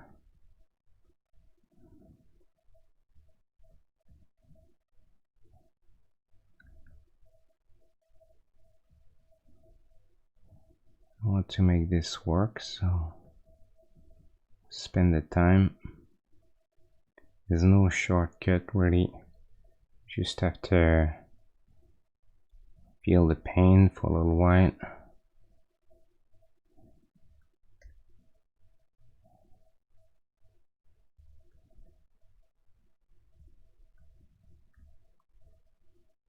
Gonna have a little bit of an outline there. I think it'll be easier to read that.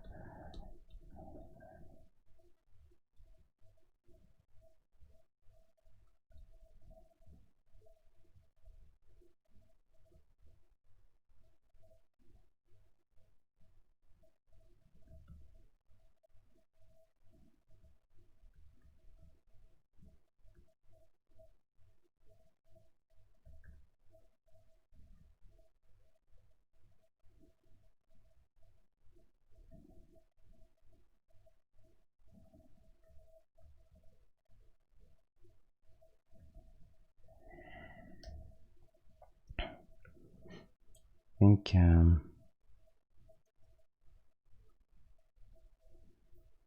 legs are probably not a right properly positioned.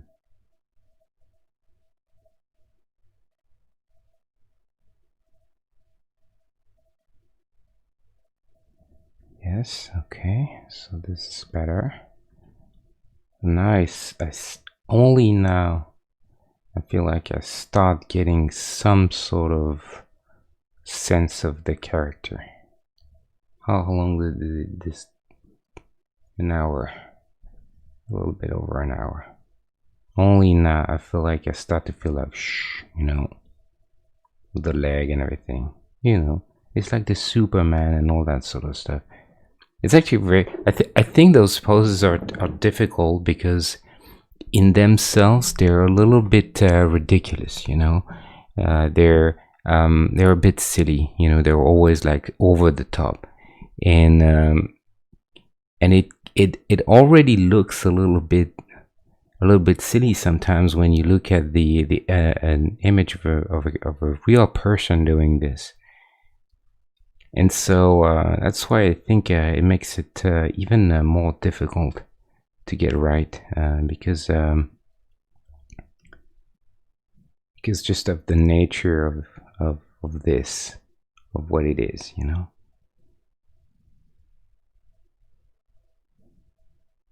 So the boots are actually not black in the if I remember. Yeah, the boots are more like brownish. Let's see, and I think it was a deliberate. I think he made a mistake there, the cosplay guy actually, but he probably couldn't find the right boots, you know. But I'm pretty sure the boots are a little short actually. You know, they're not that super long, and they're not black because I think he's fighting Nazis, and again. High black boots is a little bit of a Nazi thing, you know. So I think Stevens Dairy made a choice of making sure that the boots are more of what an American GI would wear, during World War II, more like in the brown, and a bit shorter. So we need to make sure that we get this. I think my boots are too long. They're too big, and I think they're too dark overall. So I'm gonna try and fix this.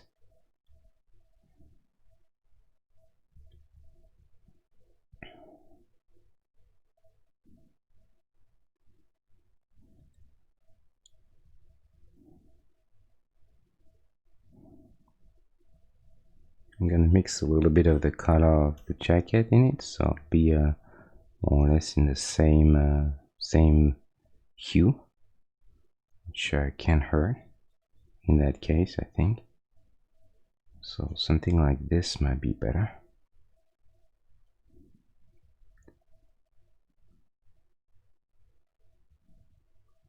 Same thing here. I'm gonna make sure that it doesn't read too too high, the boots.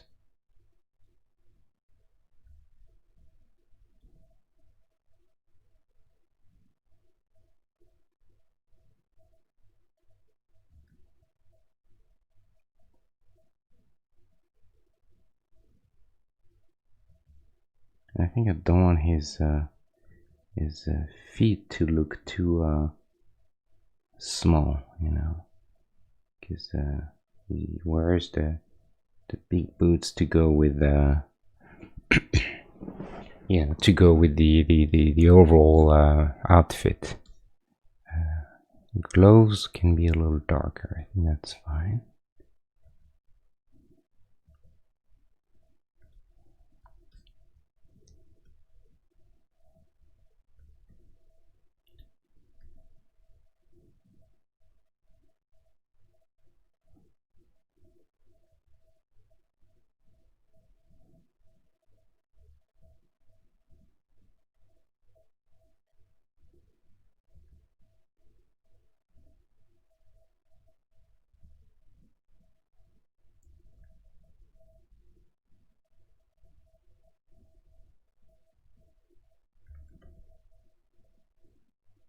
I even started the helmet. The helmet just terrifies me straight out. Straight up terrifies me.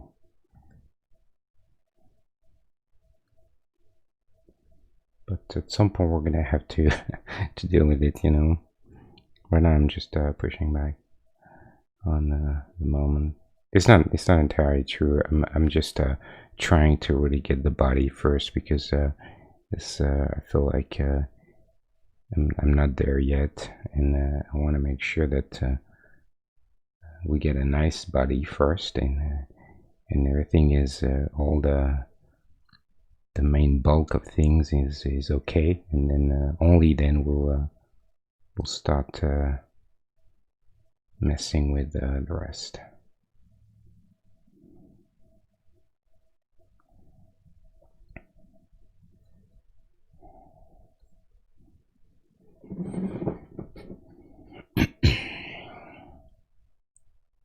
Hopes everyone's still awake and alive. Maybe you guys are just lurking, watching some other show at the same time. Maybe doing some other things.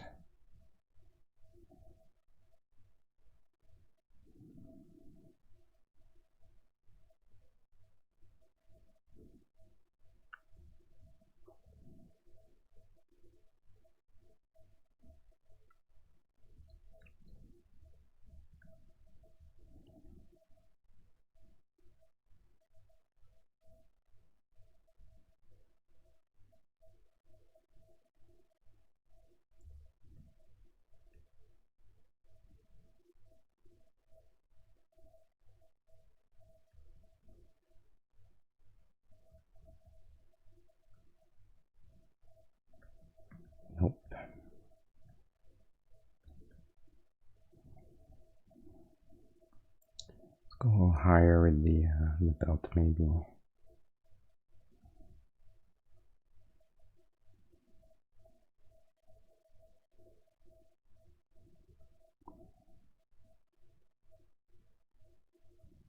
Can't have him too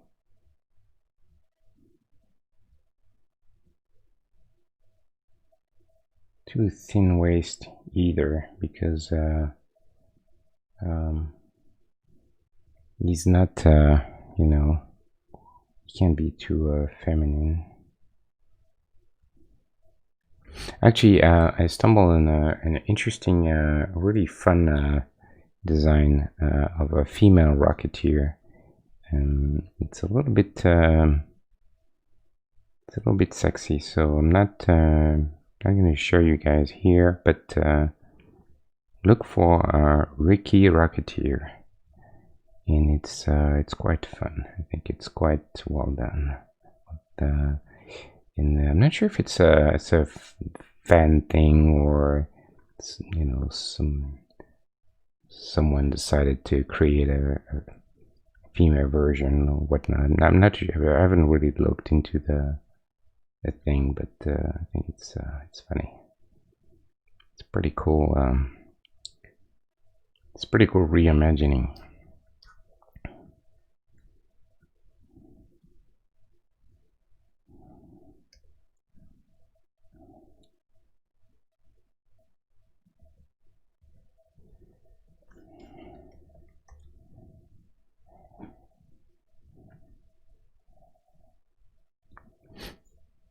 So I'm gonna try and get the real quick the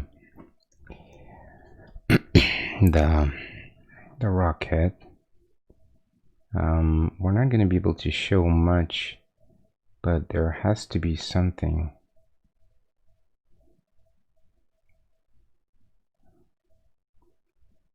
Trying to see if I can suggest something there. It's two rockets. If you look at the reference, it's a jet pack. There's two boosters, you know, on each side, and there's a bit of a golden top, and actually the bottom black is interesting. I think I'm gonna try and convey this if I can. It'll be difficult, but we'll see if we can suggest this there.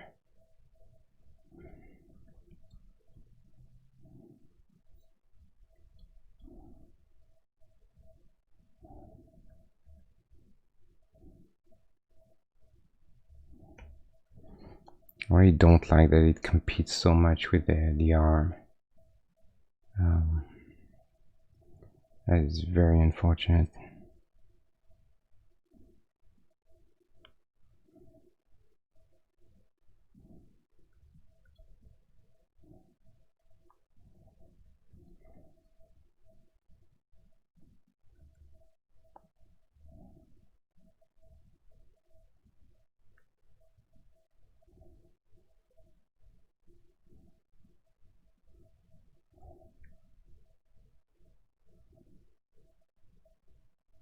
We're going to try and find a nice color for the gold and nice rendering, but for now we're just trying to get this.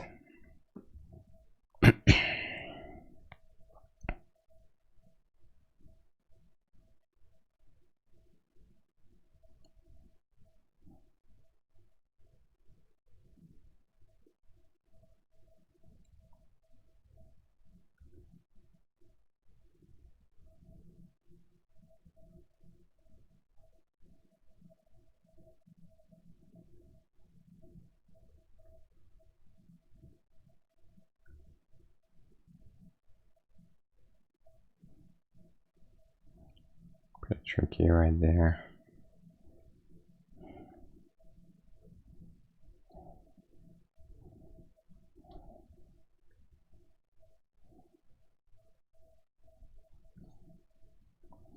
This character is packed with features, you know. It's not usually something that I dislike, but sometimes kind of it's kind of a shame when you can't get all the features to look apparent. You know, you have to make choices, and sometimes you want to show a little bit of too much and everything at the same time. You want to show the pack and the jacket and everything, and it becomes a bit of a mess, you know.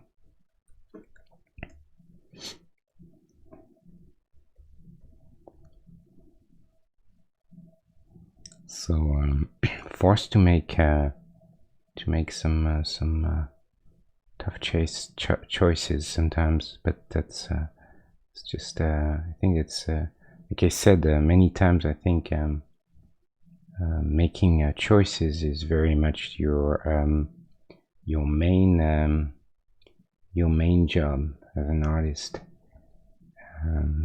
Hopefully, making the right choices, but definitely making choices, and not just trying to get you know, everything, and you really have to.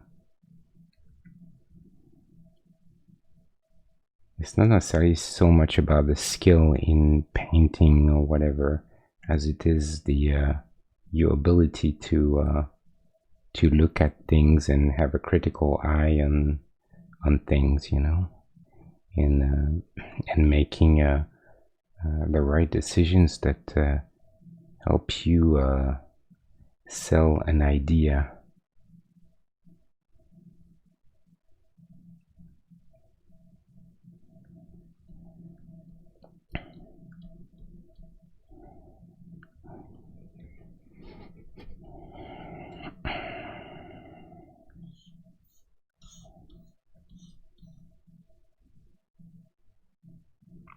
So I'm just making sure it doesn't look like too enormous, you know, compared to everyone else. He's a little big still, but not crazy offensively gigantic. So I think we're getting acceptable there.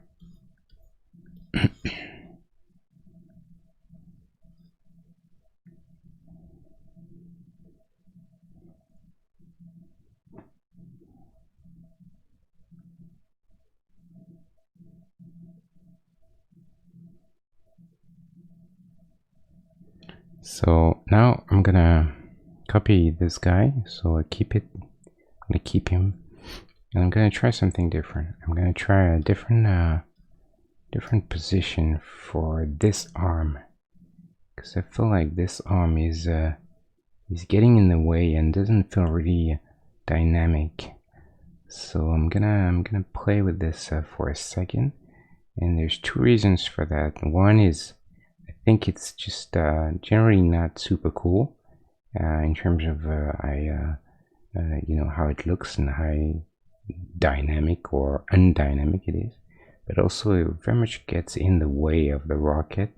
And I want to see if I can have the rocket to read. So that is why I think we need to take care of that. Yeah, I think this is much stronger. Let's see, from here to there. I think this is the right idea. This is definitely the right idea. I'm gonna commit to this right away, because I know at this point I know this is what I'm looking for. But it's not very well done though, so I'm just gonna play with it a second. I want to try and get a little bit of shape in it. I think we could go maybe a bit shorter, like if it was bent.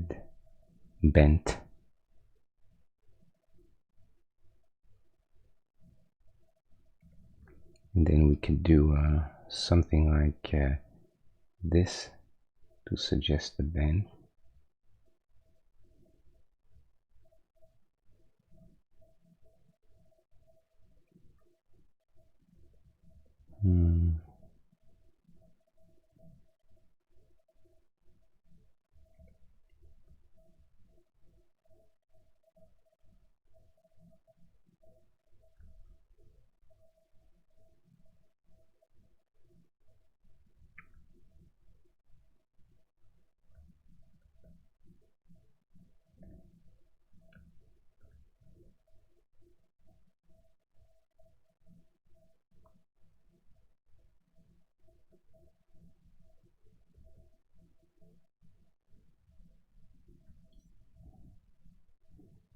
Go back to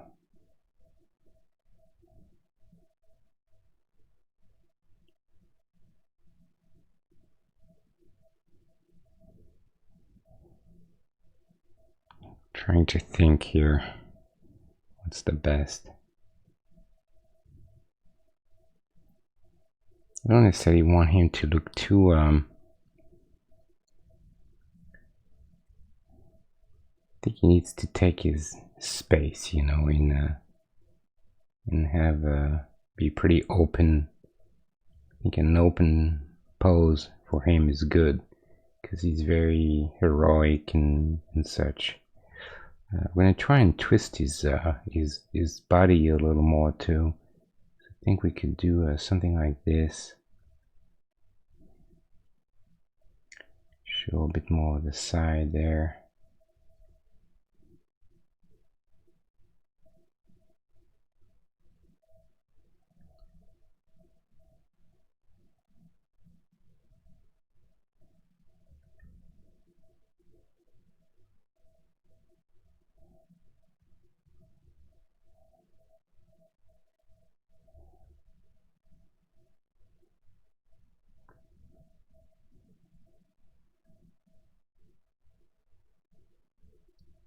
So yeah, definitely tricky animal.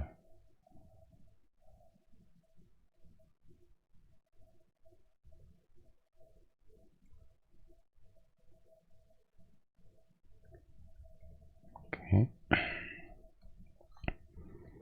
Flip him.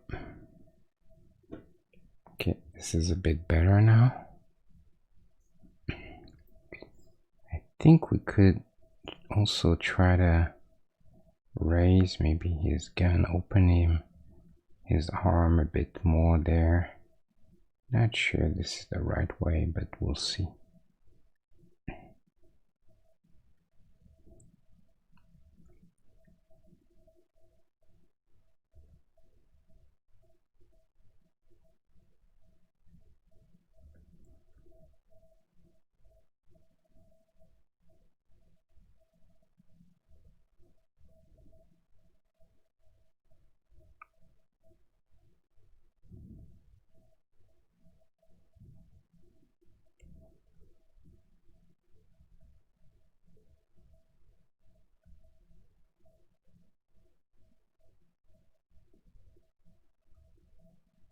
Sometimes I try to suggest just the pegs a little bit temporarily. It's not really to paint this necessarily, but gives me a better understanding of the shape of the body.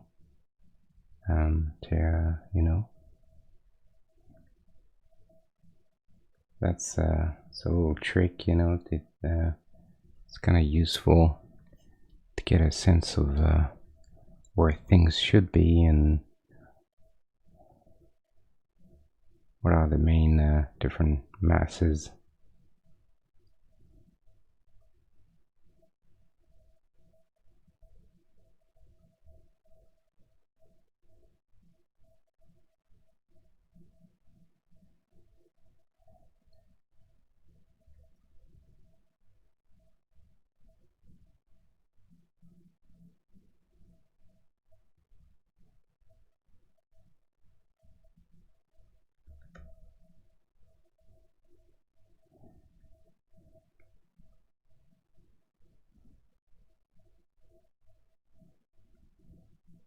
Then I'll get rid of it, but it's just to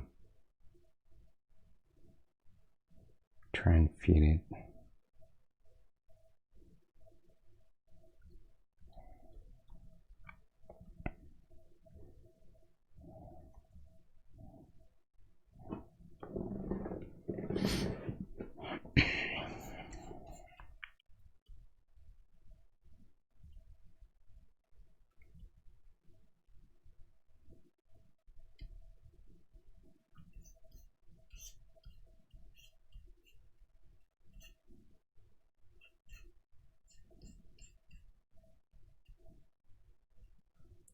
I like this, you know, as opposed to everything too straight. Like this is not so great. I think this is a more interesting dynamic, but it's much harder to do in Pixel.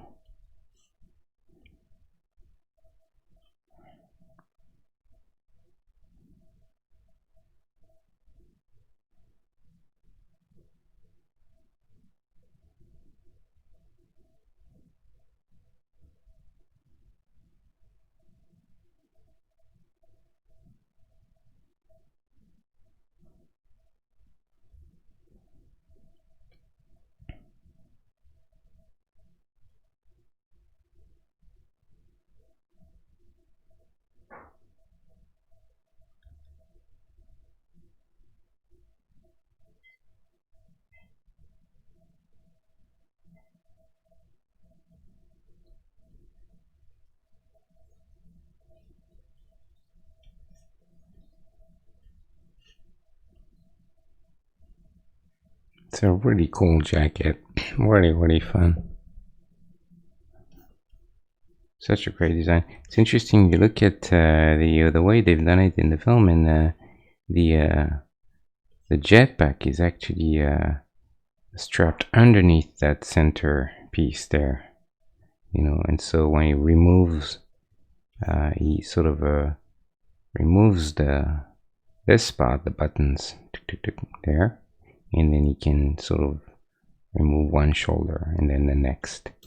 And there's a really cool, sometimes there's really cool image where, I don't have a reference there, but kind of tempted to do that, but where he has opened all those buttons, even this one, all this, and this spot kind of flaps back in the front, you know, like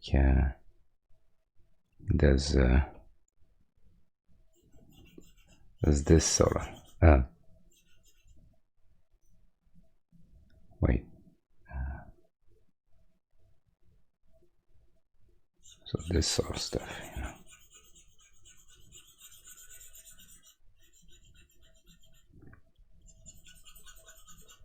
Like this. And it's kind of cool. So I wonder if I should do this. But it's one step at a time. We need to try and get the jacket and everything first.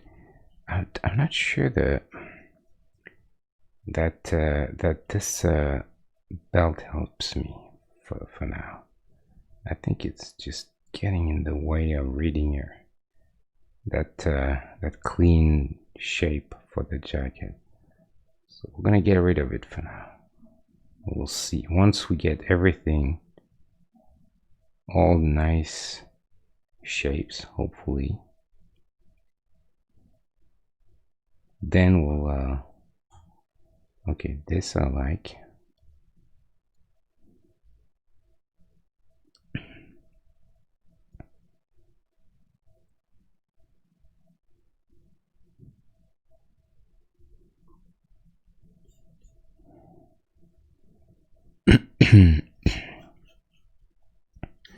How many buttons on this thing? 1, 2, 3, 4, 5 at the top, and then 1, 2, 3, 4, 5, 6, 7. Is it right? 1, 2, 3, 4, 5. 1, 2, 5. Oh, 1, 2, 3, 4, 5, 6 or 7. Yeah. Let's try and get some buttons just to play with this. So trying to determine, comes pretty high, so it would be 1. I'm not going to be able to put as many, obviously, but 2. Maybe I could do 4.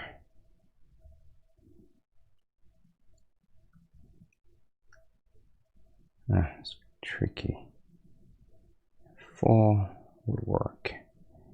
And then 1, 3, 5, 2, 3, or 5.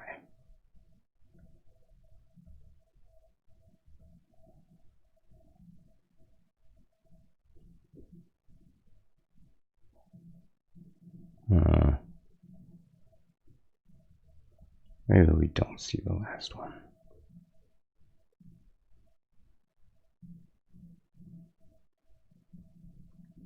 Maybe we do just that, and then we keep this for the belt eventually.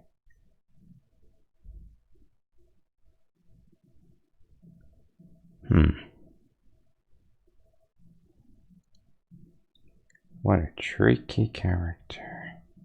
Who knew?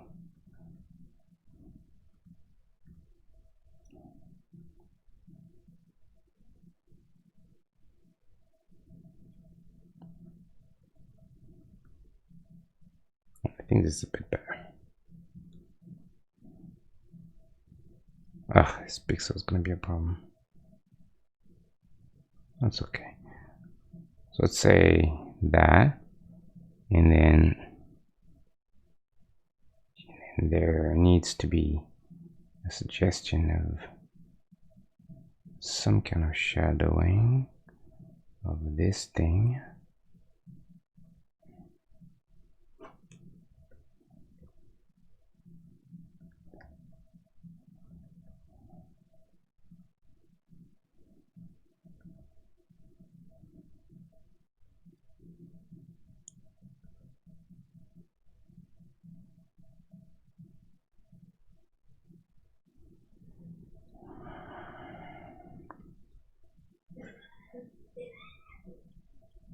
Kind of flat for now. That's okay. Let's see if we can make this a bit more interesting. I think it's the placement. There needs to be a bit of a shape.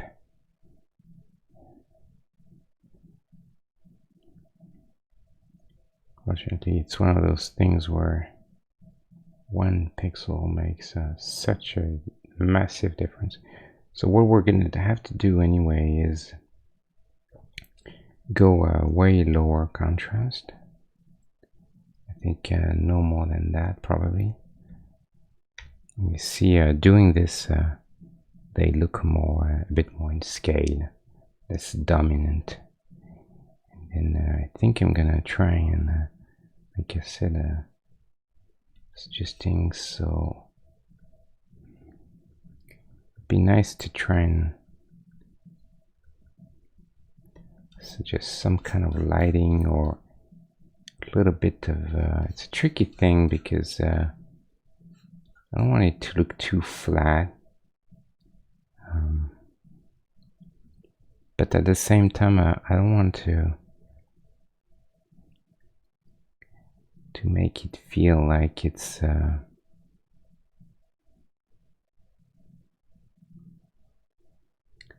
all wrinkled, and because it's a pretty clean shape, you know.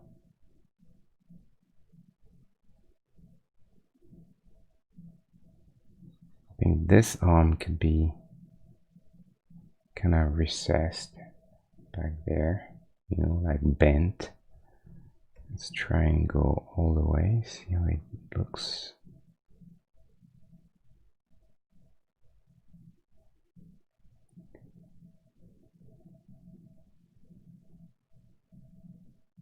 Yeah, I think we could probably do this if if we shorten this a bit.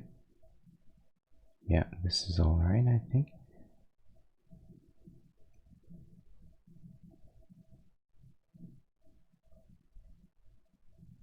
I really want to try and get something interesting going on there in terms of the shape.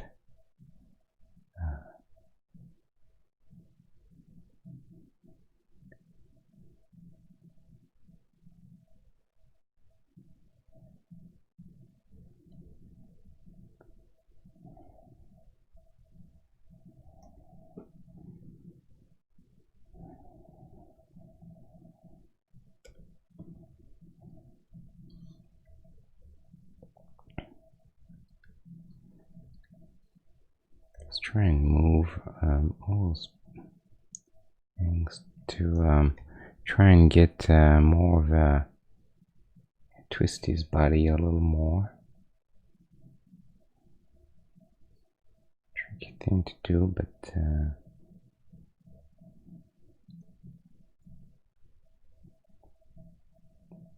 think we can do that. Let me see. Kind of deliberately playing with this a bit. Yeah, I think we can do that.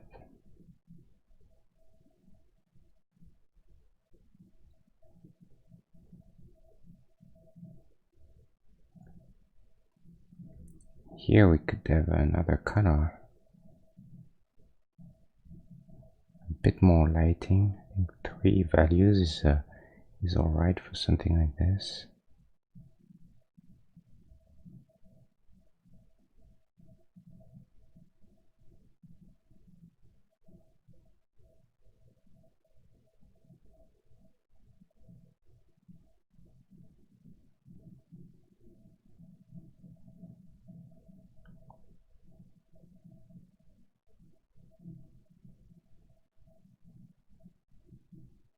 But now I'm gonna keep this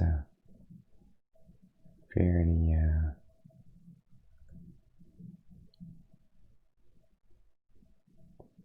rocket doesn't help because look at this, this is much stronger, right? So I need to find a way to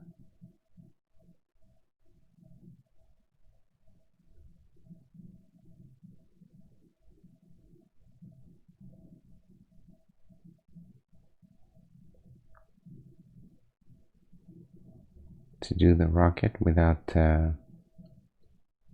impacting too much everything else.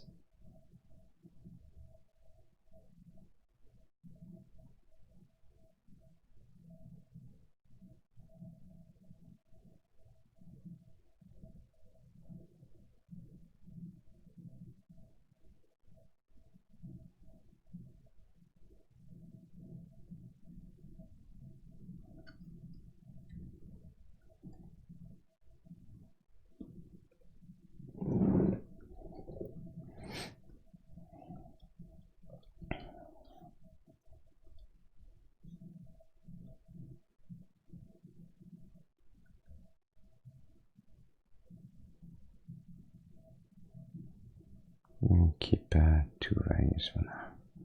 It's getting a bit too complicated.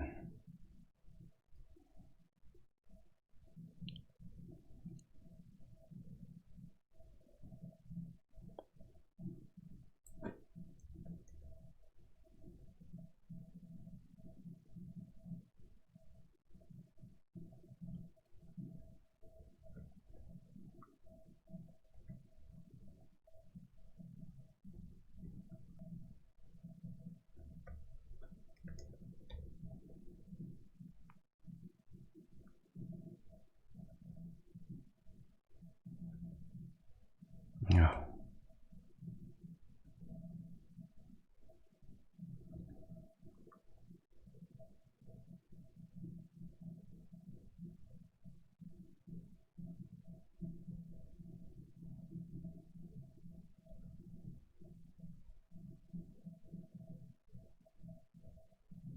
Come on, Rocketeer.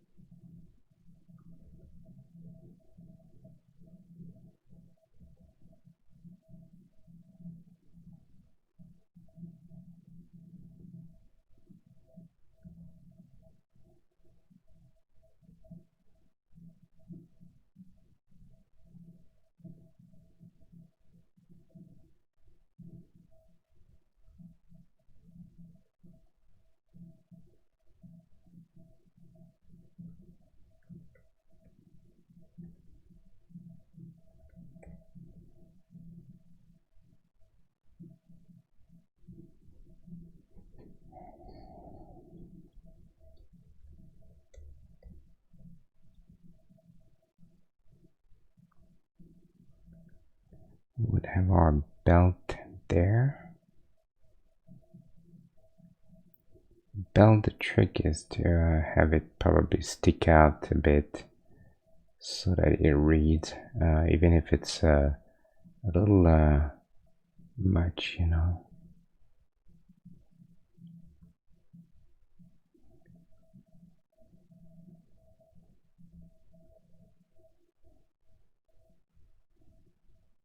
Want to go higher contrast there to see if this helps. It's kind of a poor angle, and I think I want to do the ulster because I have the feeling that it's a little detail that will help quite a bit the character.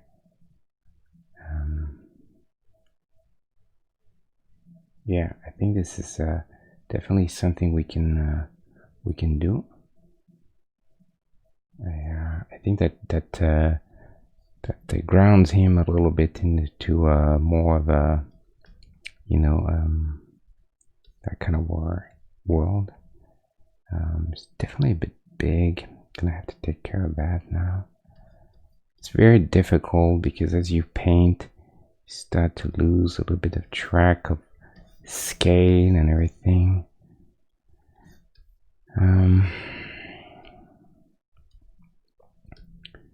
Here's Indy's ulster, which is similar.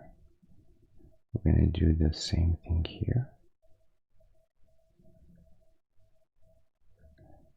Oops, sorry, like this. And okay, I'm gonna have to. I think his torso is too wide. I think that's the issue. Let's see.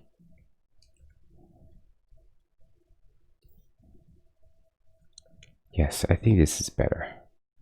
This is way better, I think. We're gonna try and shorten the leg just a bit.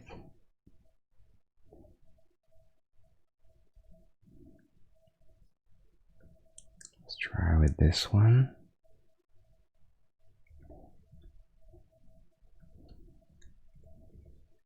Just a few pixels will definitely help a lot to get him back into scale.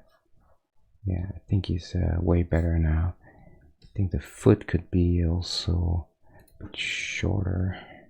Yep. So that feels better to me now. Sorry. Okay, so we're getting very, very, very, very slowly there. I apologize for the extreme slower progress, but what can you do? You know, I'm doing my best. Don't fall asleep now. We're almost there. We're gonna get this guy, I think.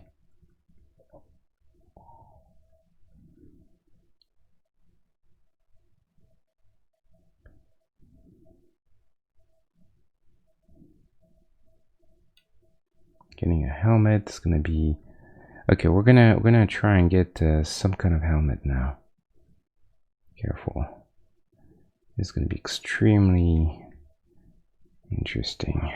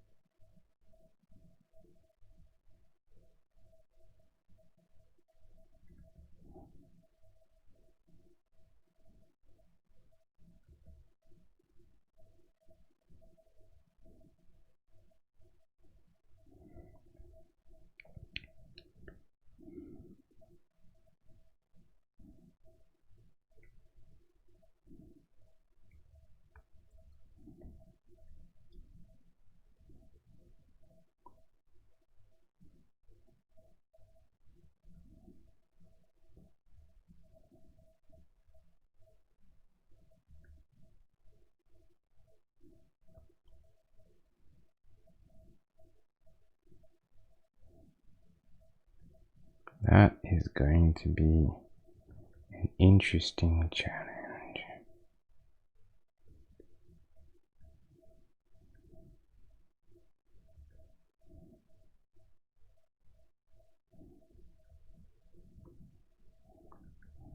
But I knew starting the character that helmet would be the most serious challenge of the entire thing.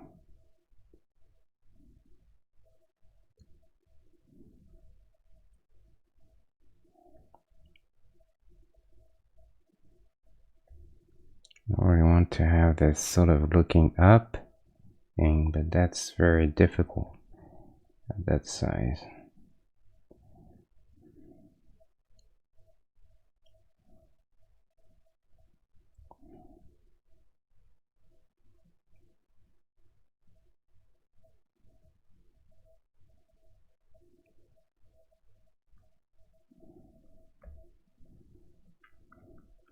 And the problem is that what we don't want is the helmet to look huge, you know, like disproportionately big. That's the trick. Like how to make this look like it's more or less the correct size, you know.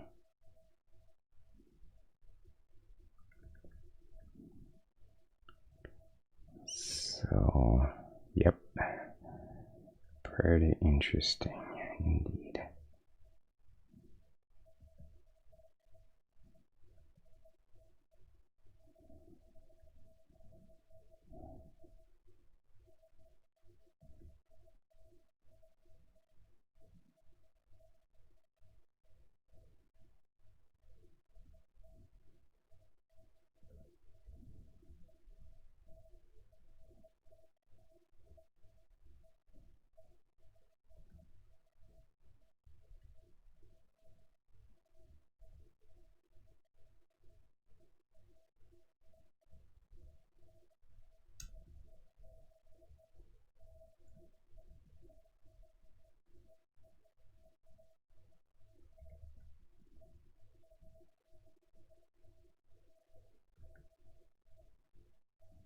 And obviously, in a case like this, you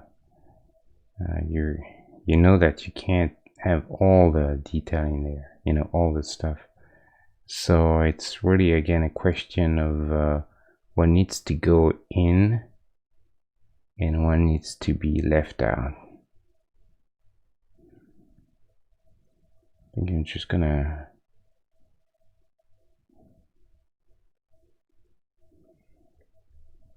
for now I'm just gonna try and shade this a bit.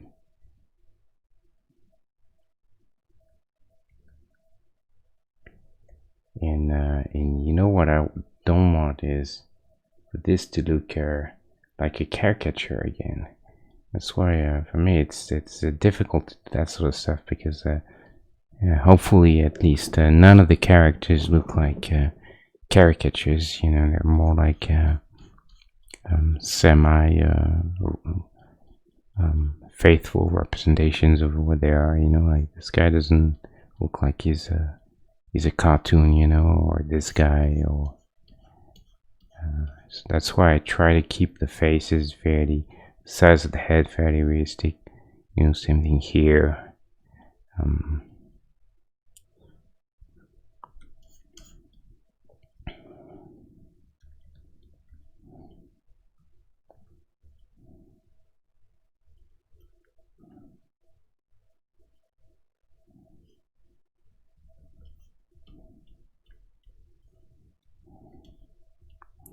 And the fact that, you know,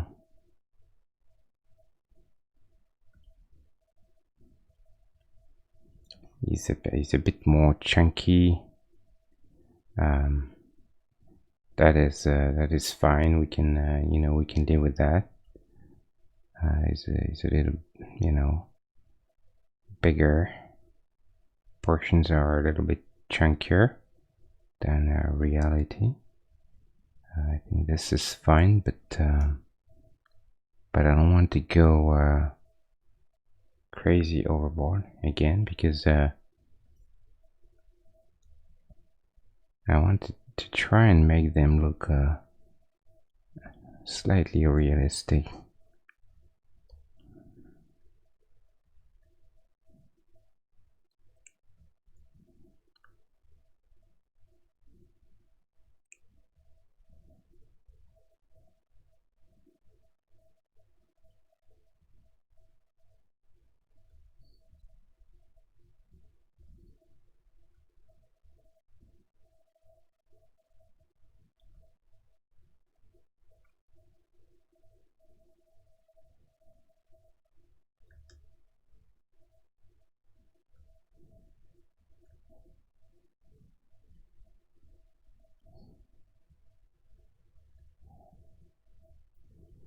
So for metal like this, very early on, it's good to go very high contrast. You want to go pretty wild, pretty. You want to be very bold with that stuff, and do a sharp highlight.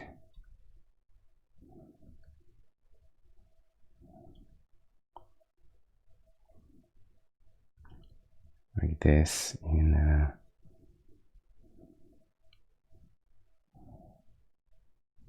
it's okay to go pretty high contrast. See, and then we're gonna just oops.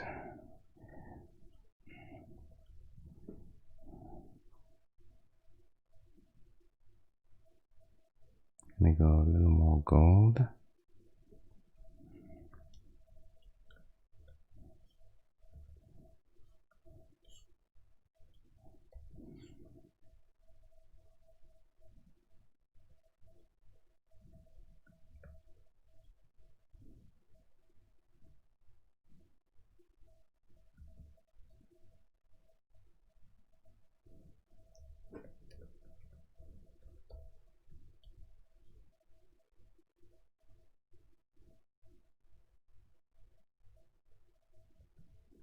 Shape is going to be pretty difficult, so I'm probably gonna have to, sort of it's not gonna be super accurate, unfortunately. It's a bit of a shame, but what can you do?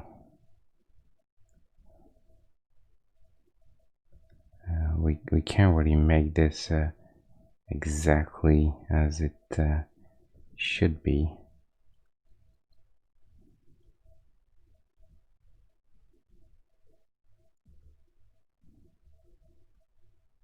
I changed the lighting a little bit there.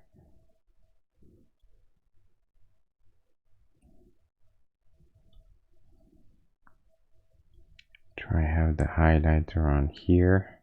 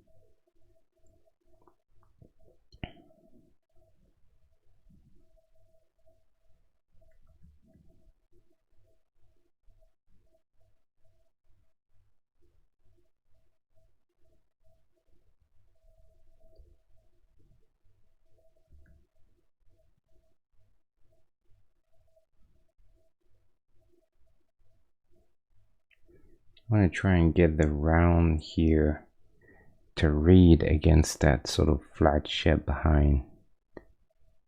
That's why I'm doing this highlight, if that makes sense.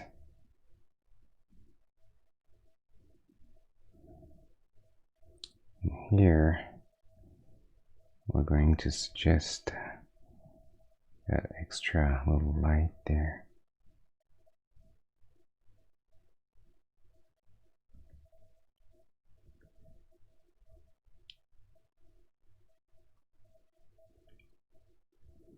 Like I said,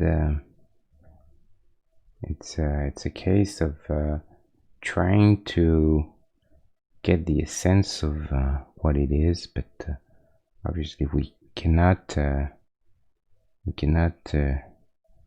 get it to be perfect, you know, to be like the real thing.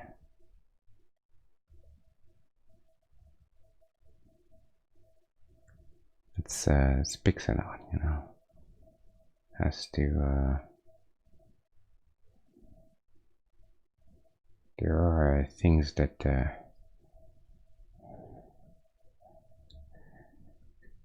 that you can't get.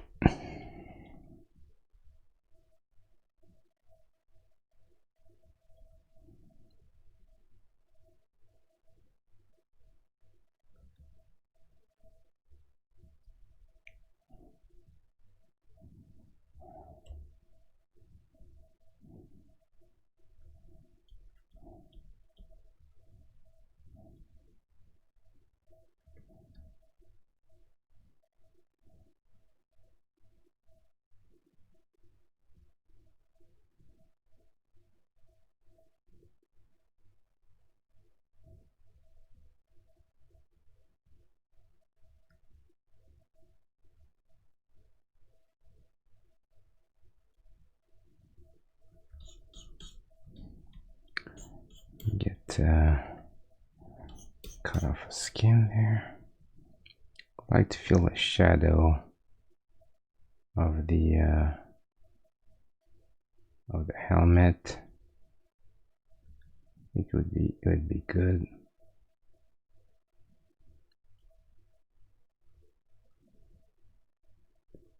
It's a bit tricky though, because I also like the fact that the you know, that neck, round neck there is high, so it doesn't leave me with a lot of opportunities.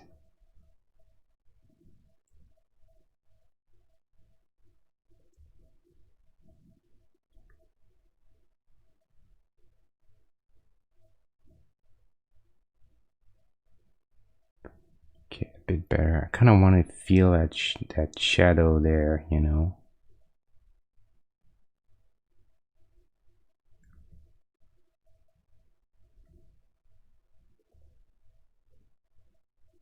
This is where you need to have a bit more pixels sometimes, more colors, you know, to suggest here the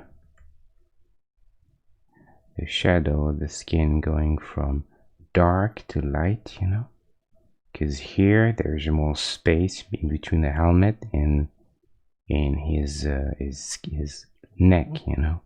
So then you suggest the shadow going deeper by having like a darker color and then sort of transitioning to lighter.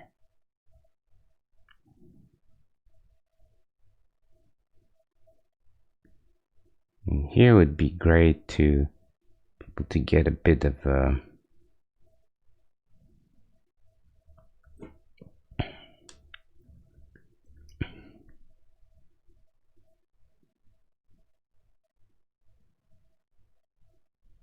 also a bit of same idea. Kind of you see the inside of you know, the helmet there. That's not too bad. It's a little more interesting, I think.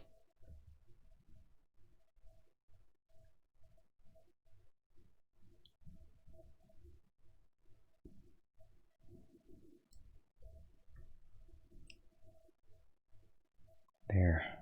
Kind of want to feel this, roundness.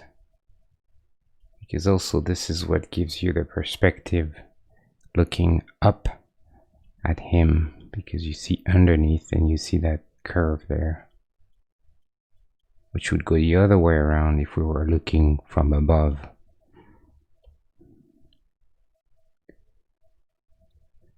Okay, let me flip this guy quickly.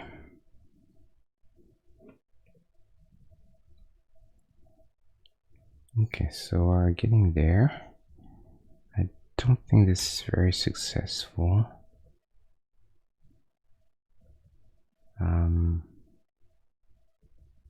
Maybe overthinking here. Let's go back to something a bit simpler.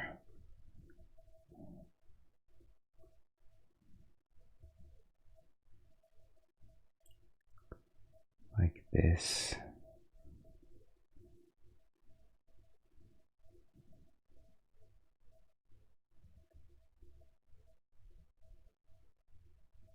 Oops, it's exactly not what I want to do. I want to do the opposite. Go like this. So just the light hitting just a bit of just the mouth,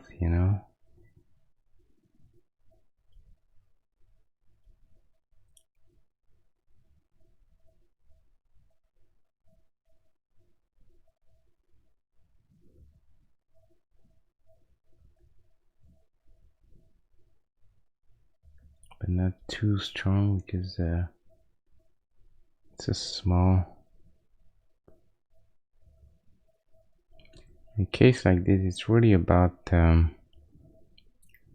scale of things that's hard to render.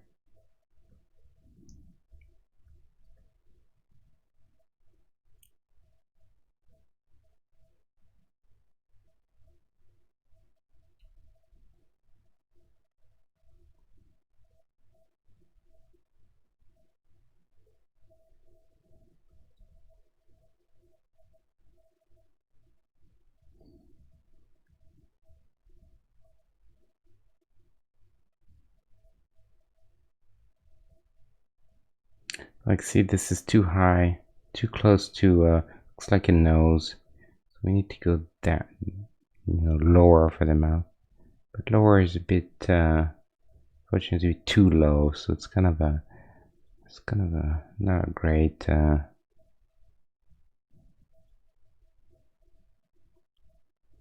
the best thing, but so we have to deal with.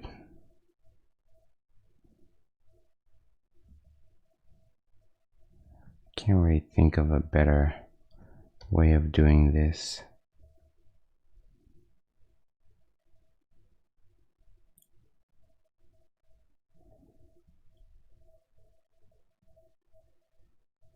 It's just a bit of roundness, maybe.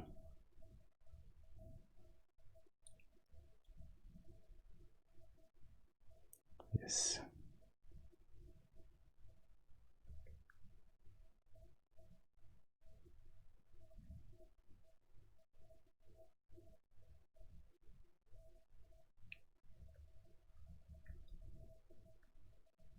Like I told you that I would spend a lot of time on the helmet, because I knew how difficult it would be.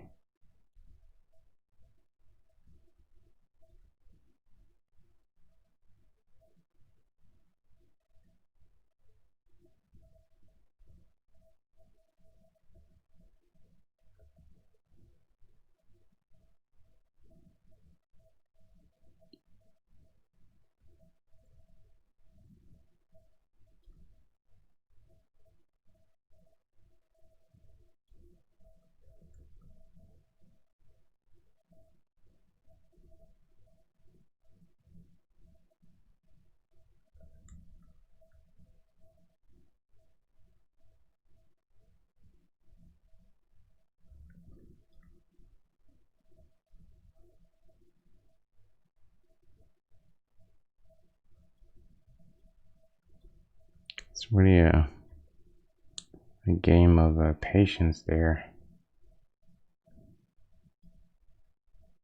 It's like trying to decipher some kind of,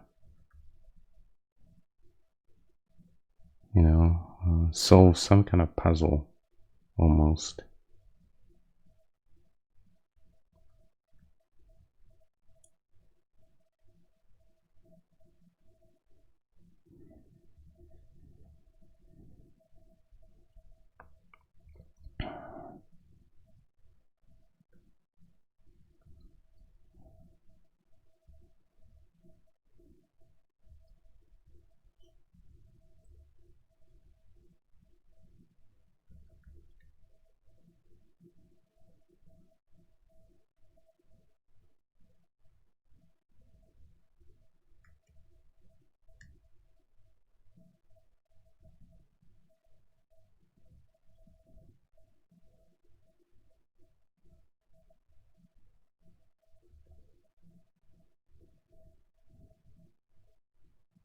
I may just skip the mouth for now.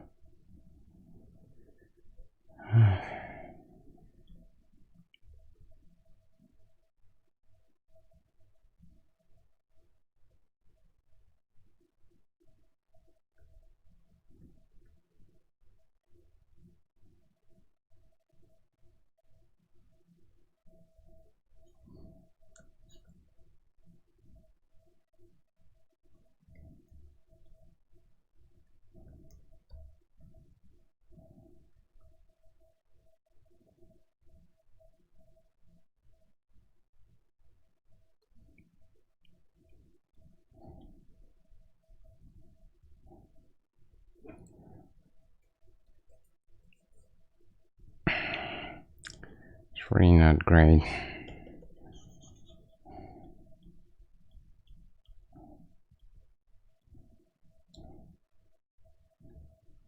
Not a big fan of that head at all.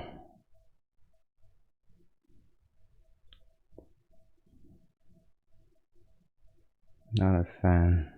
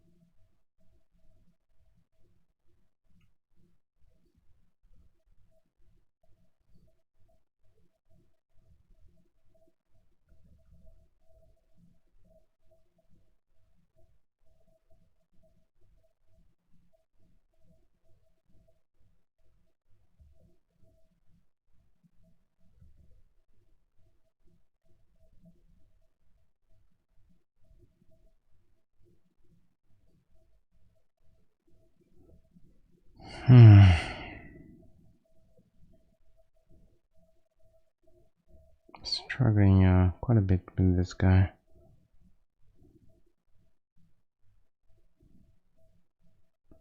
But I really don't want to rush something out the door that is just a bit crap, Has to be right.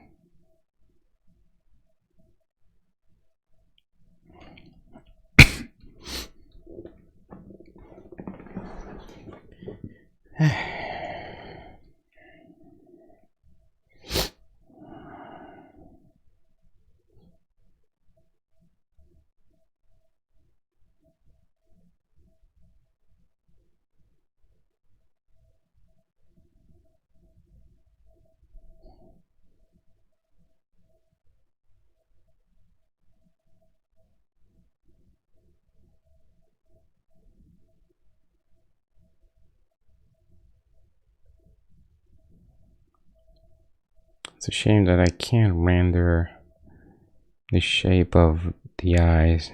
Too small.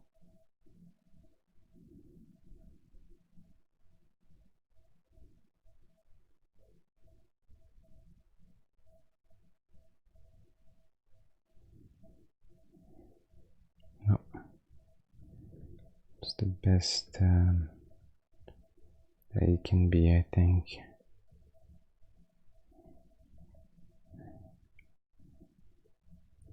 If I should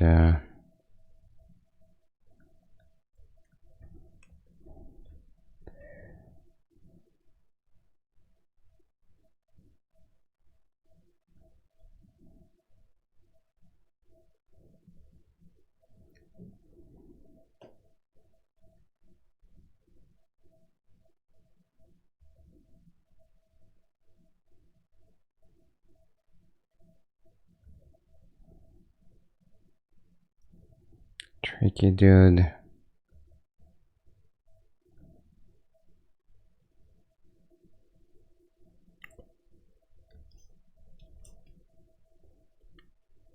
This is cool too. Wish I could get that.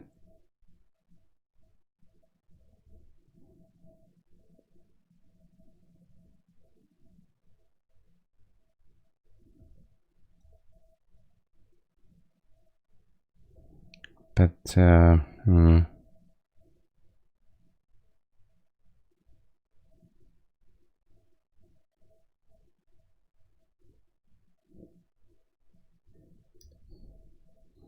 what happens if we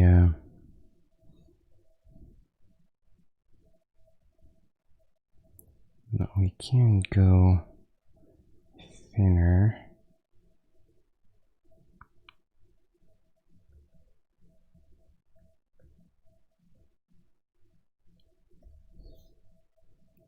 If I do this. Oh yeah, okay, this is better.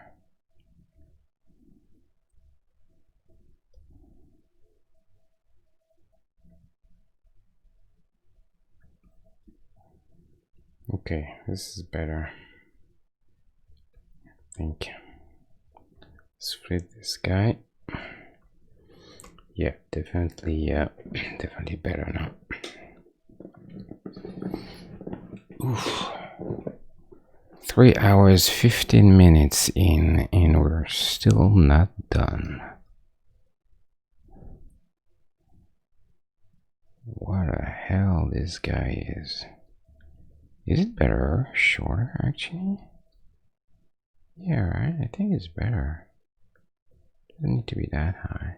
Is it? Oh, I don't know. I kind of want to be in between as usual. I think it needs to be that size.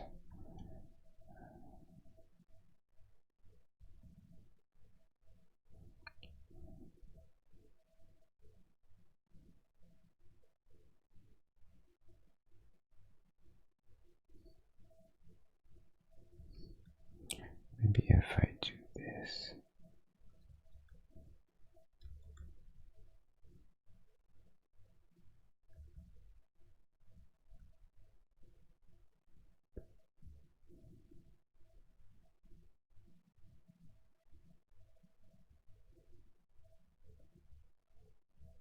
It's actually the opposite.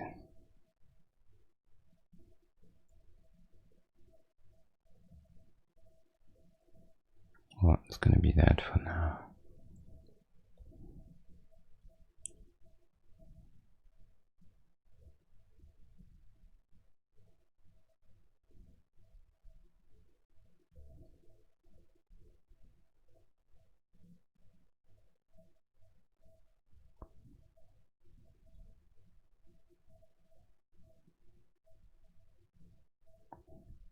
And this, there's a very specific shape there that's I would like to be able to get, but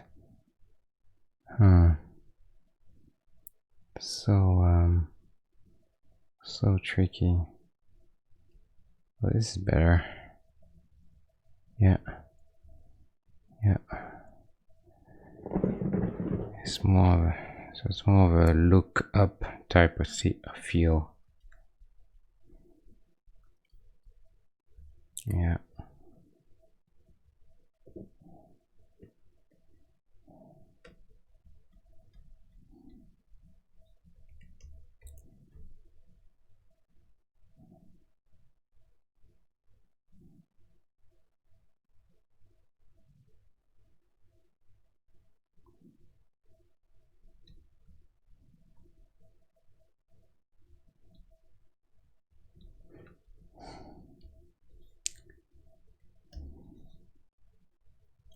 There's so many things that bother me about this guy.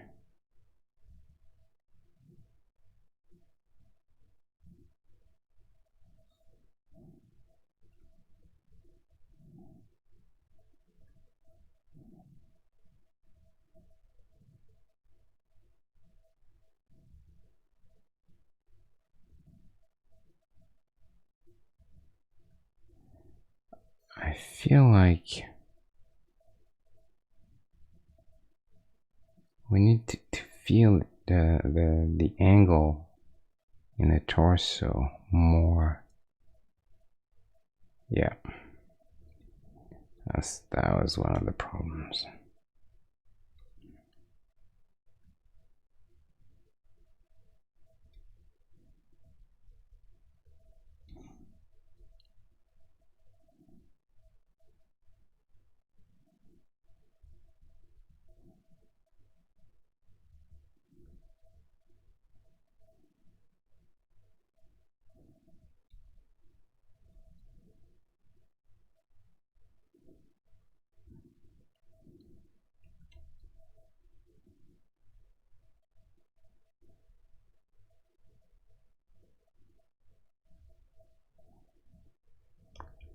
So this thing actually, so like I was saying, see the strap on the side, so we need to have this at least.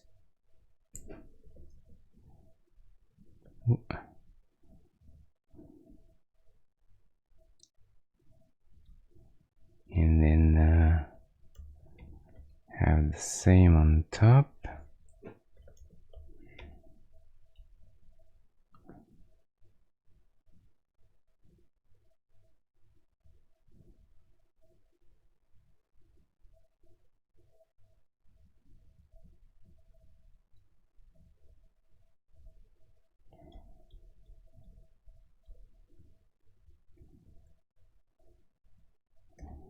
I think I hate this arm.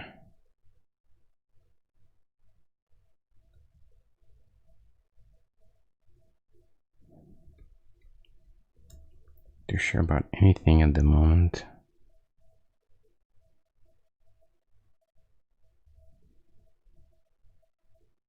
I generally dislike what I've done for a number of reasons.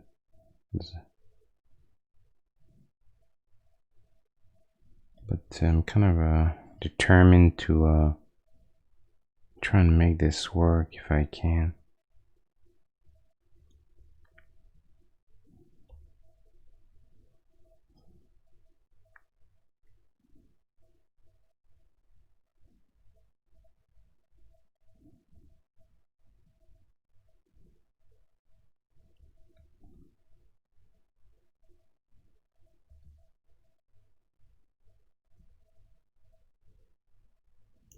What if it's oh no. Damn notes.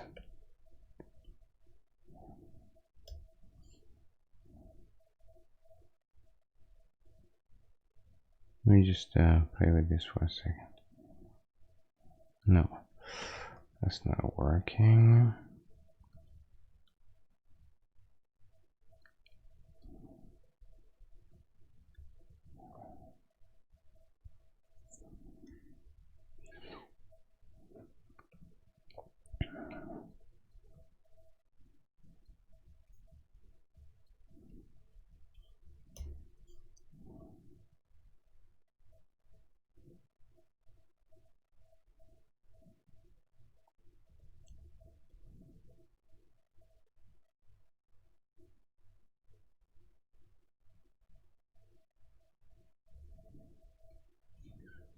It's a bit better. I think this could be a bit longer arm.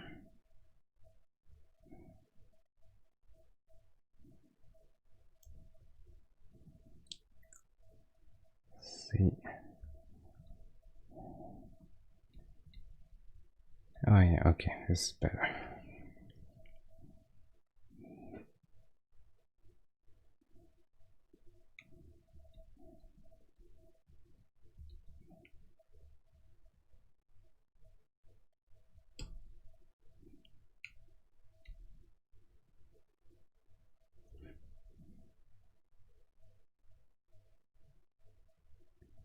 I think here we need to feel like the leg is like facing this direction. Yeah, this is better too.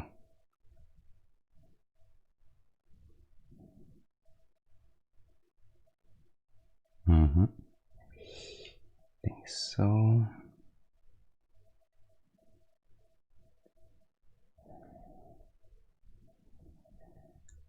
Ooh, starting to see the end of the tunnel there.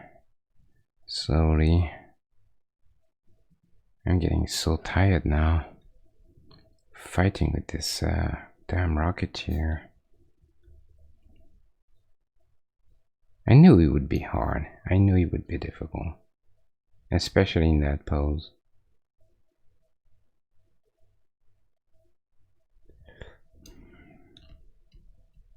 Let me just do something just for fun. Sometimes just turning the head is kind of cool. I don't think it will work there, but you know, we can try.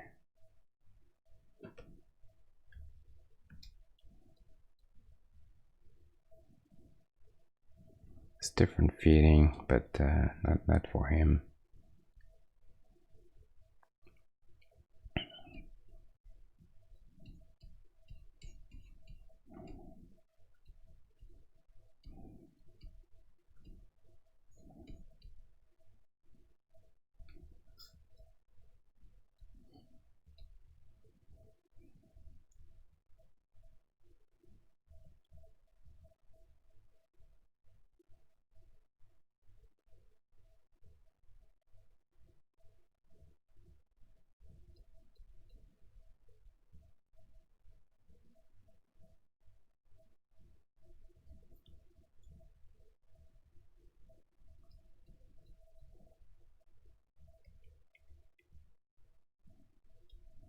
No, messed this up.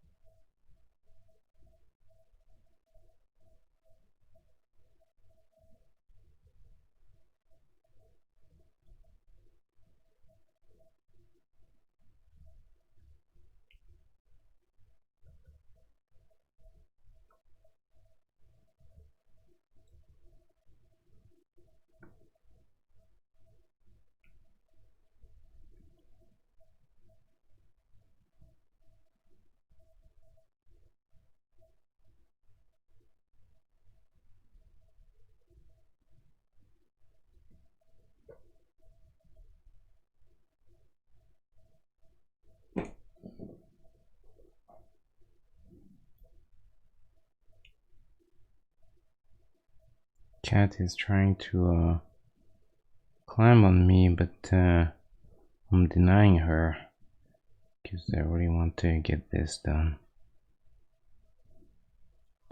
So she's not too happy about that.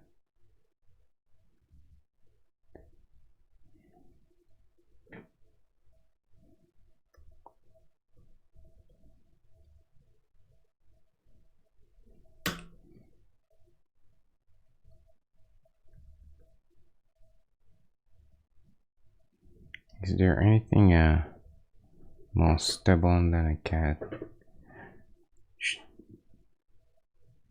Now she's scratching the chair and doing all sorts of things to get my attention, because she's clearly saying, don't you think that this is gonna go your way, you know?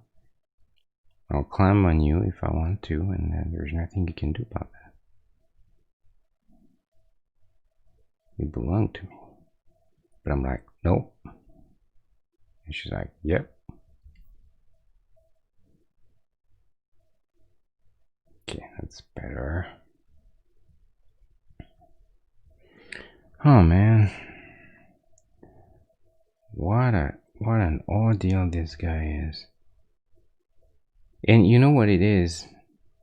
I'll tell you what.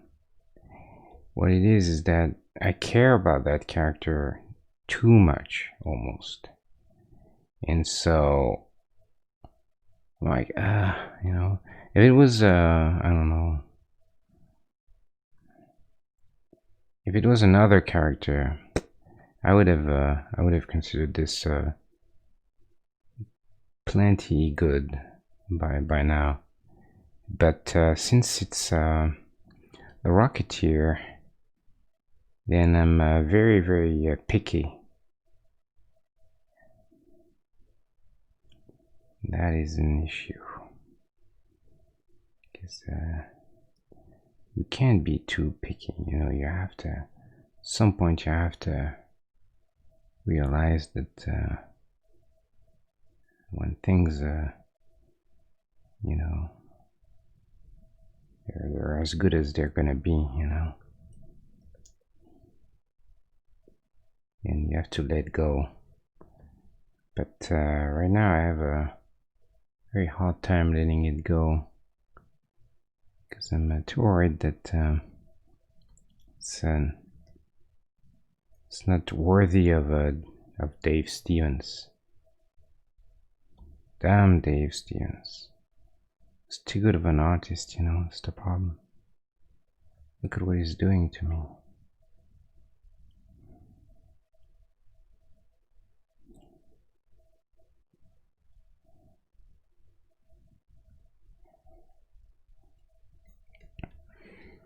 So then I keep going until at some point I'll be too exhausted and I'll give up, or and then I'll just scrap the character.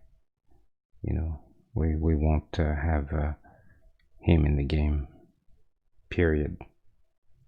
I'm not even joking. If I can't get him, I'm just gonna scrap him. That's gonna be it.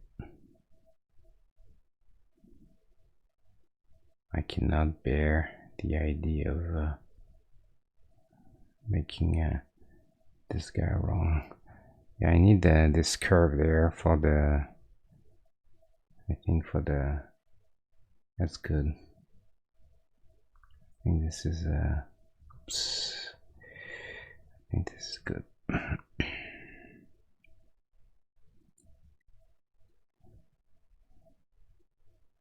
It's just the no, a little bit of torso. And this is very much like this point me you know, playing a little bit with it.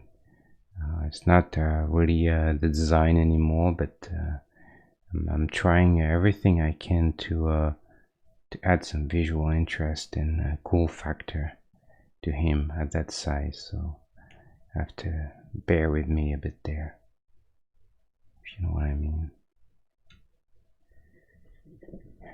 I think that suits him. We can do this a little bit more subtle, but kind of reinforces the structure of the body, which is very important, I think. And here I'm gonna try and okay,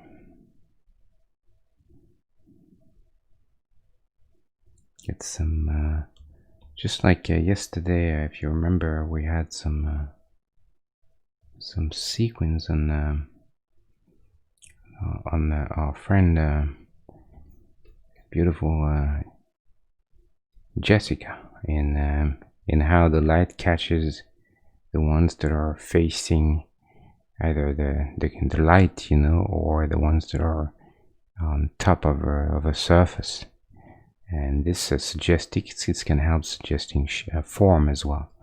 And then I kind of do the same here, you know, having oops, this will be extremely bright, and this gives it a nice gold feel to it, you know. It hits the light really hard. A little detail, but that I think that helps the character quite a bit. You know what? We're going to use the same kind of, oops, to do our how do we call that? Little strap there. Yep, I think that's it's going to be nice. We'll have another one here. So just suggest it. Like so. Maybe this is a bit big, but we'll try to find a good size for it. Something like this, maybe. Here, I think we really need to convey that upper sort of I don't know how you call that, but you know, where that section of the cloth ends. It's a bit complicated now, so I'm gonna have to start simplifying things. I don't want it to be over complicated, you know. This is not helpful.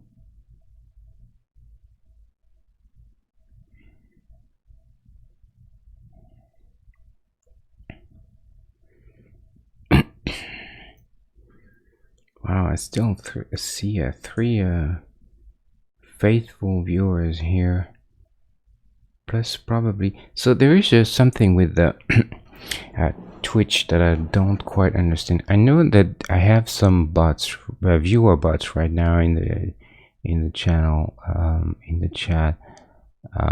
Probably, I'm not sure, but I'm pretty well.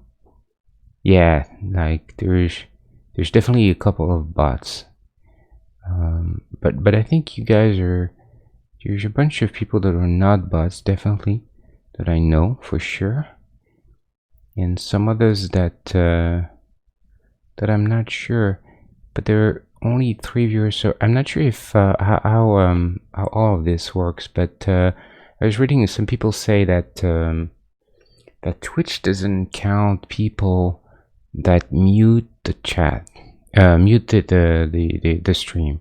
Like even if they have the stream on, but they mute it, it doesn't count as a viewer. So I'm not exactly sure how this works, because I count way more way more people in the users on the chat, even though no one's talking, but there are actual viewers in the viewer count. So not too sure all of this works. Pretty new to it. Not that it matters a big deal, but at some point it would be nice to be eligible to the at least the affiliate, just to get a sense of a bit of progress in this adventure. But like I said, I'm very much willing to. I'm still very happy to stream, no matter what, no matter how successful or unsuccessful this is. It is for me more about doing this, trying to make things work for myself, and if there's a few people who can be there at the same time, that's even better,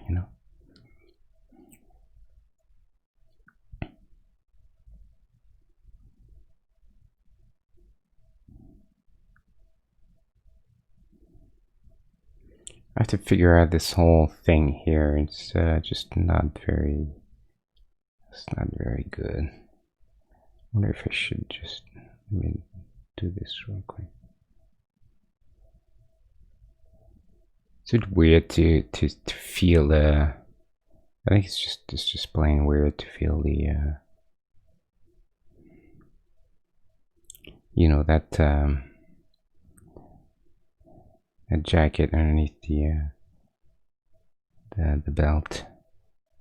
So I think this might be just a cleaner solution for that. Yeah, I think so. I think it's better.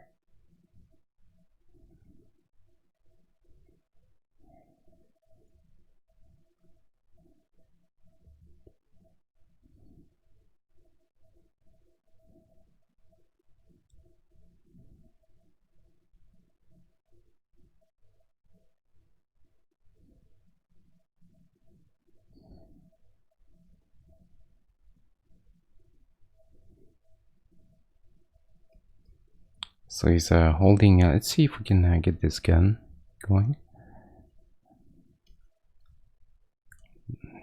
Actually, hold on. Not too happy with that. I'm gonna go simpler here. One kata. That's it. Done. Yeah, this is simpler. In here we'll do just a little bit of the foot, you know, in light, and call it done for the boot.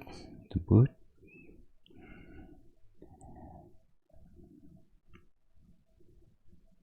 It's okay. I think it could go a little bigger, or maybe. No, I went back and forth quite a few times with this, but what can you do? I think maybe this is a bit better.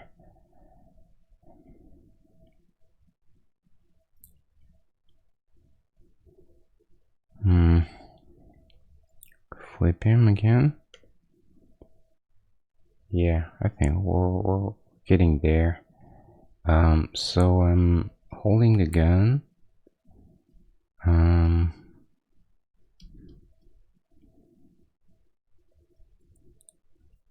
So I think I'm gonna go this cutoff for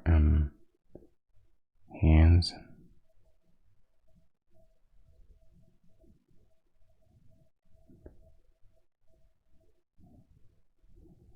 So this, and then I think maybe we can have a little bit of a space there to suggest this pod. It's really this pod that needs to read, I think, for the gun. So we'll see what we can do with that. Oops. Then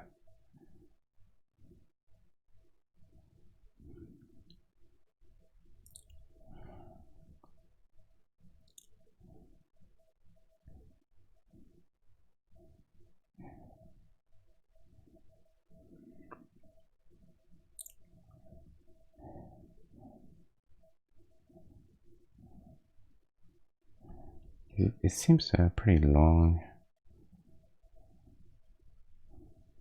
Oh, wow! What am I doing?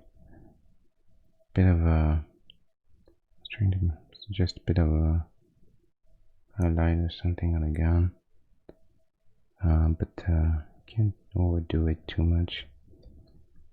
I like to have a little bit of the whatever you call this to the point, but.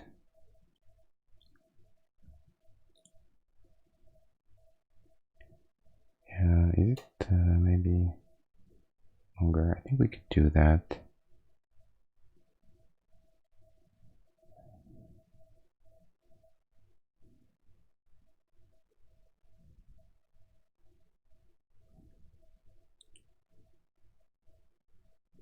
So I think it's a bit too big. I'm gonna try and go back to find a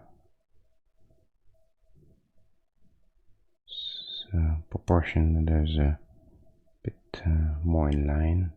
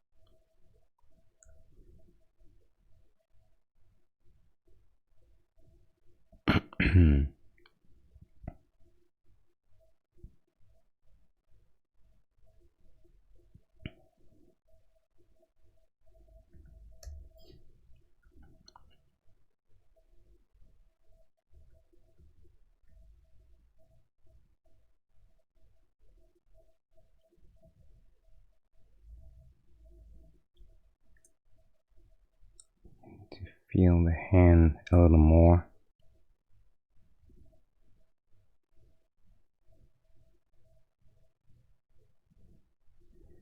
Maybe the you know, what is it, the stock of the gun or whatever you call it.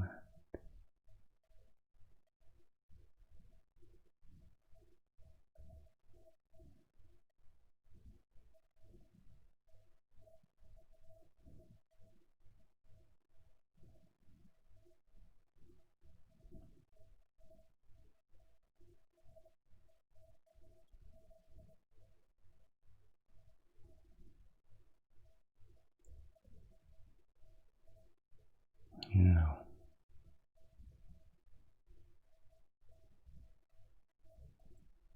It's a bit better, I think. It's a bit big. It looks a bit massive, but I think it could go really much smaller actually.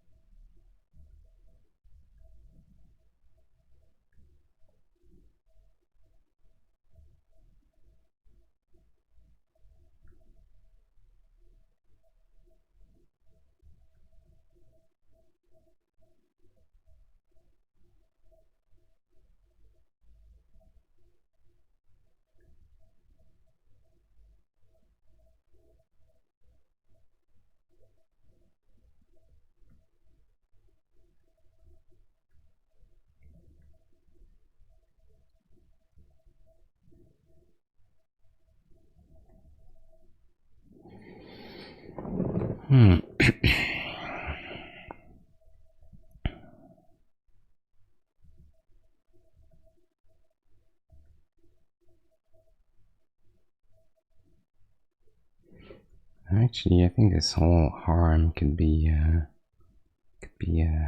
behind, and then we could even go maybe even deeper there.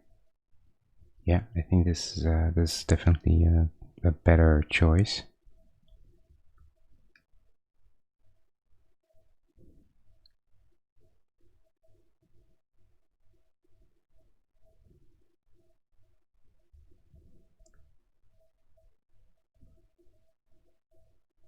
Oh yeah, I like this better.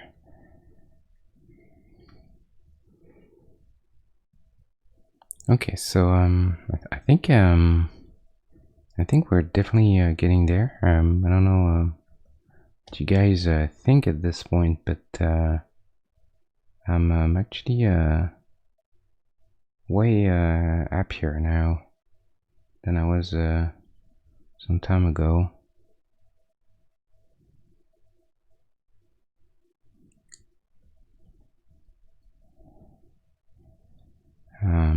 At 3 hours 47 minutes, so it's gonna be officially my longest stream ever.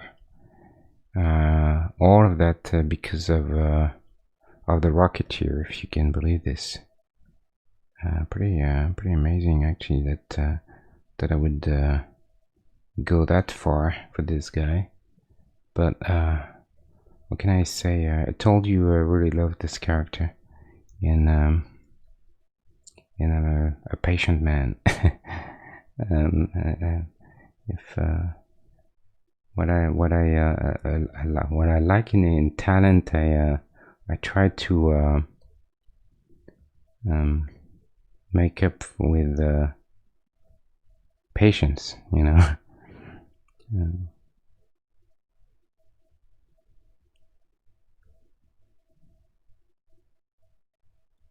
that's I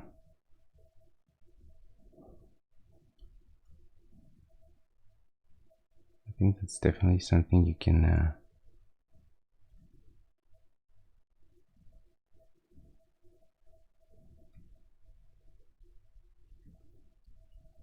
can use, you know, to your advantage. If you don't really give up too easily, then there's a chance that at some point, you know, sooner or later, you're gonna be able to make something a bit better than you had.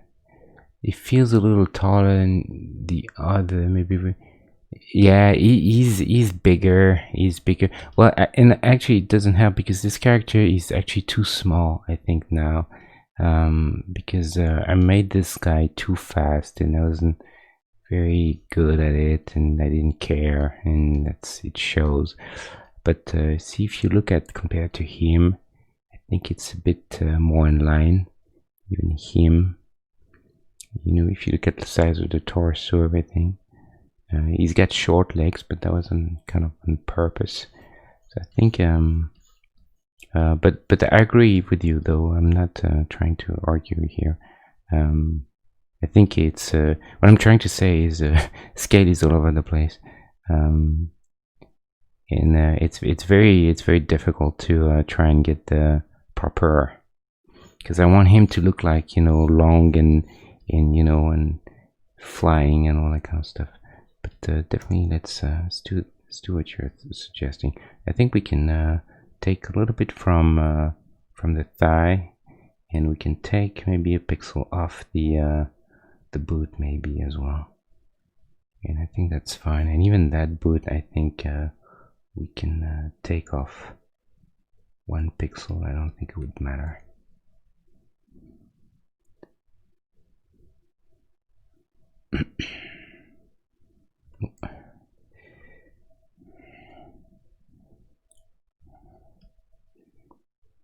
This is a bit better. I think also this part is too long, right? We can definitely remove some of that. What do you think?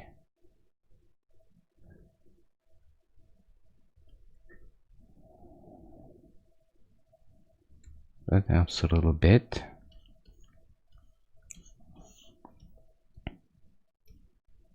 I think the colors work okay overall.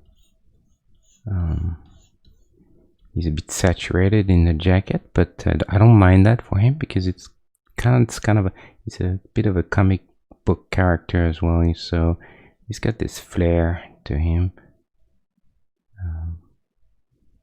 Yeah, I think that seems about right now. This guy's a little small, but at the same time, you know, you can have like, you know, smaller characters as well, like smaller men, and some of them are a bit bigger.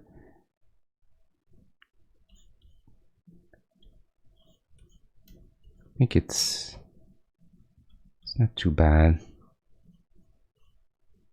It's about right, I think.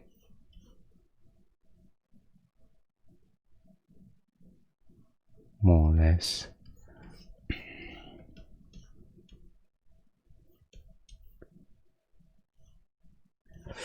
Oh, by the way, someone was mentioning on Twitch. No, on I shouldn't do that now, but anyway, I'll do it later.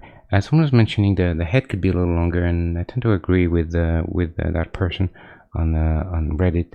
I'm gonna give her, actually, hold on.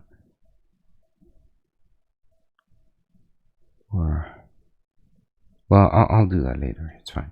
I think I'm gonna have a 1 pixel longer head, and maybe still try to suggest ellipse. A few people have mentioned that it bothers them that she's totally featureless, and I'll try.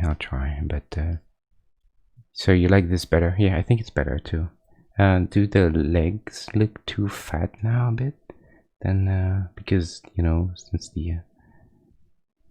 since I've removed a little bit of the, maybe this makes it a little fat.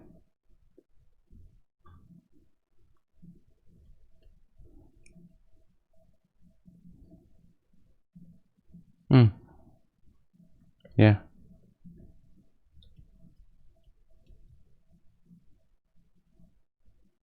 Maybe. I don't know. I think I start to lose the feel too much.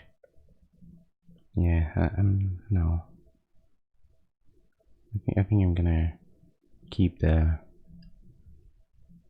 legs a bit bigger. Yeah, the flaring pants maybe. I don't know. That's tricky to do. I don't want to overdo things,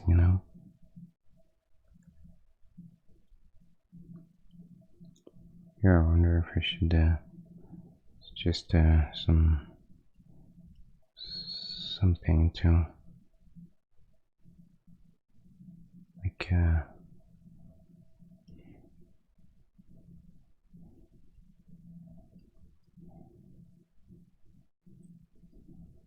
oops, too much though.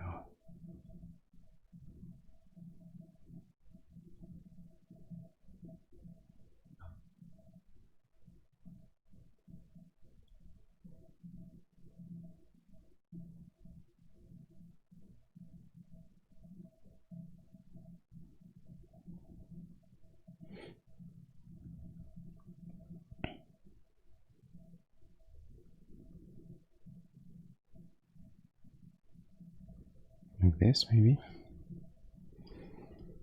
Wow, Genia, you impressed me. I think you're the only one awake right now, pretty much, with me. Pretty amazing that you're still watching after all this time. I am very impressed. Because I can tell you, I would have been gone by now if I were you.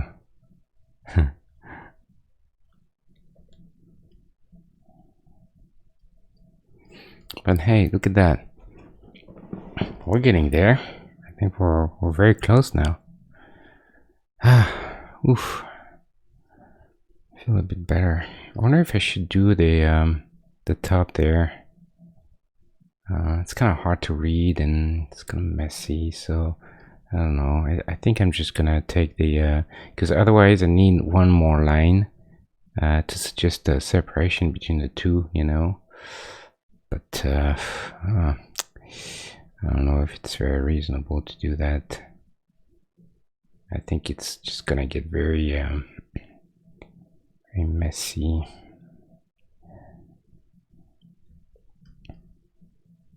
Not for long, yeah. Believe me, it's not gonna be long for me either.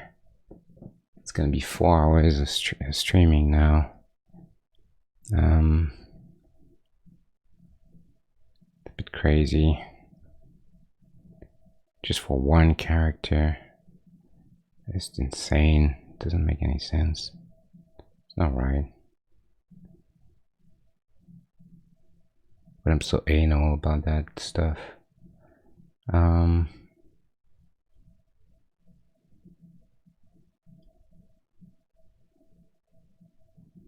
It's just the way it is.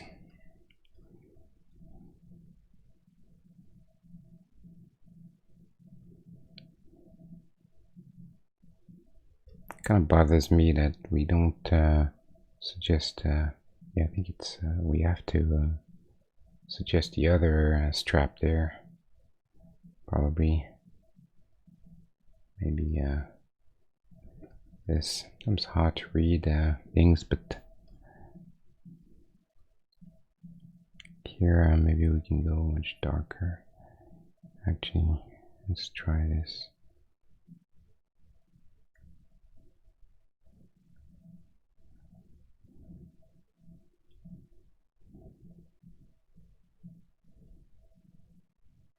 Yeah, and you know what? I don't mind that. I think it's kind of cool to feel the the side of the more shape, more form to the torso. I think it's all right. What's going on here?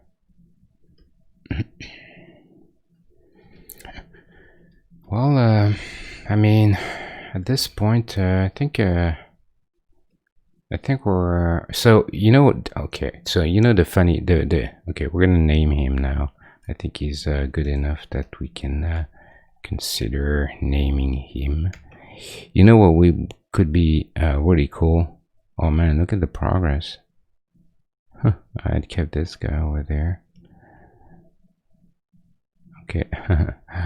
Yep, that's much better. So you know what we could do? Oh, another one. Wow, how many of them? They could be cool. I don't think I'm gonna do it now, but I think it could be really fun.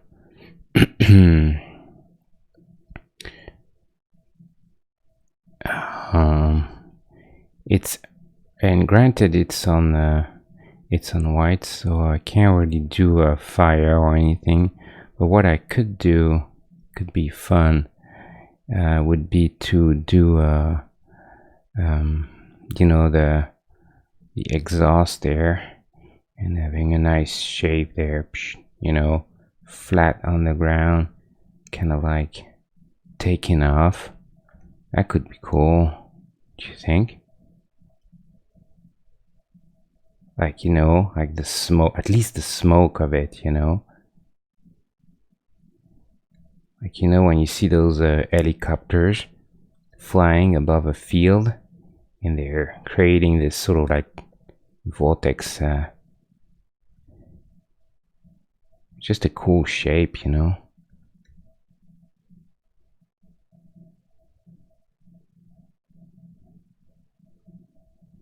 like this. Wouldn't that be fun?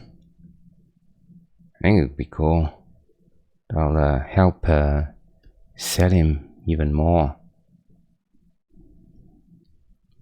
And then, obviously it's just a matter of finding the proper, amount and shape and rendering and all that crap. But it could be cool.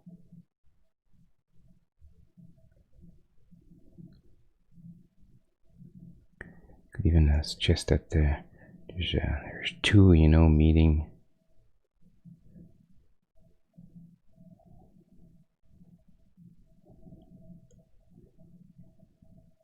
And then we do the nice mushroom shapes,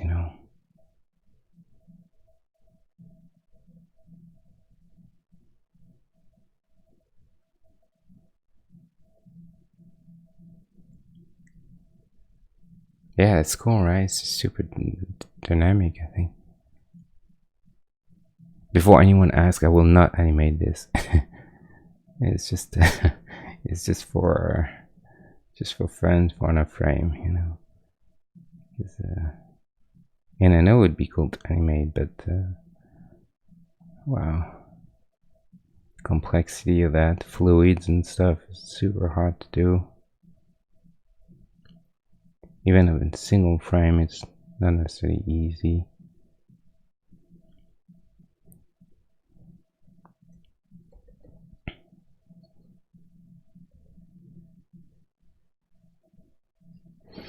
And then I would preserve opacity and do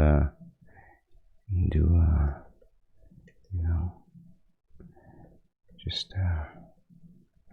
try and render some lighting in there.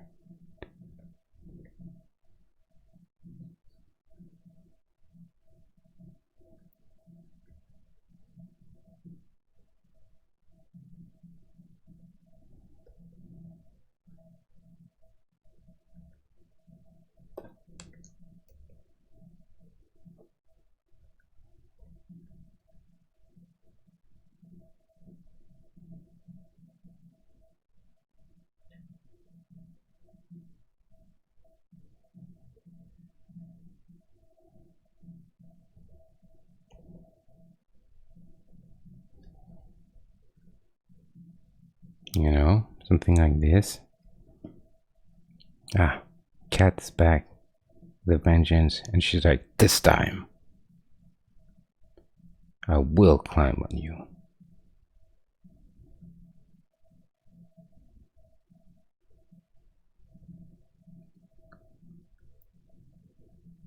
She's like, I can't believe he's gonna deny me again. What a dig.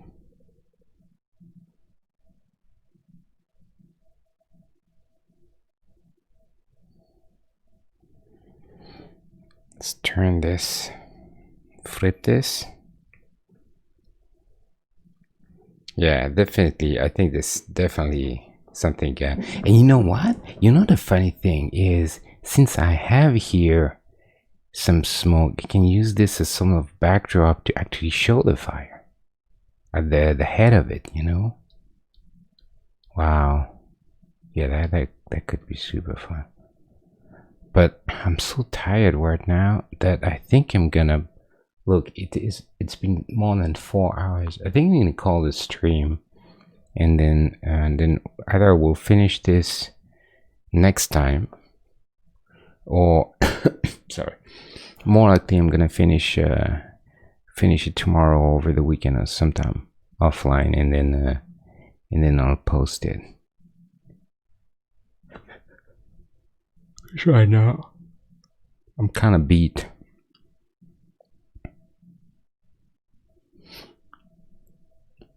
She's tall.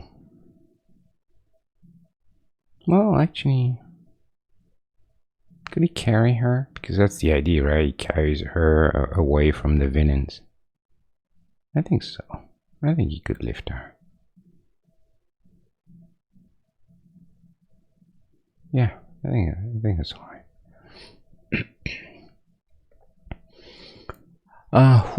Okay, so guys, thank you, Julien. Thank you, everyone who's been there.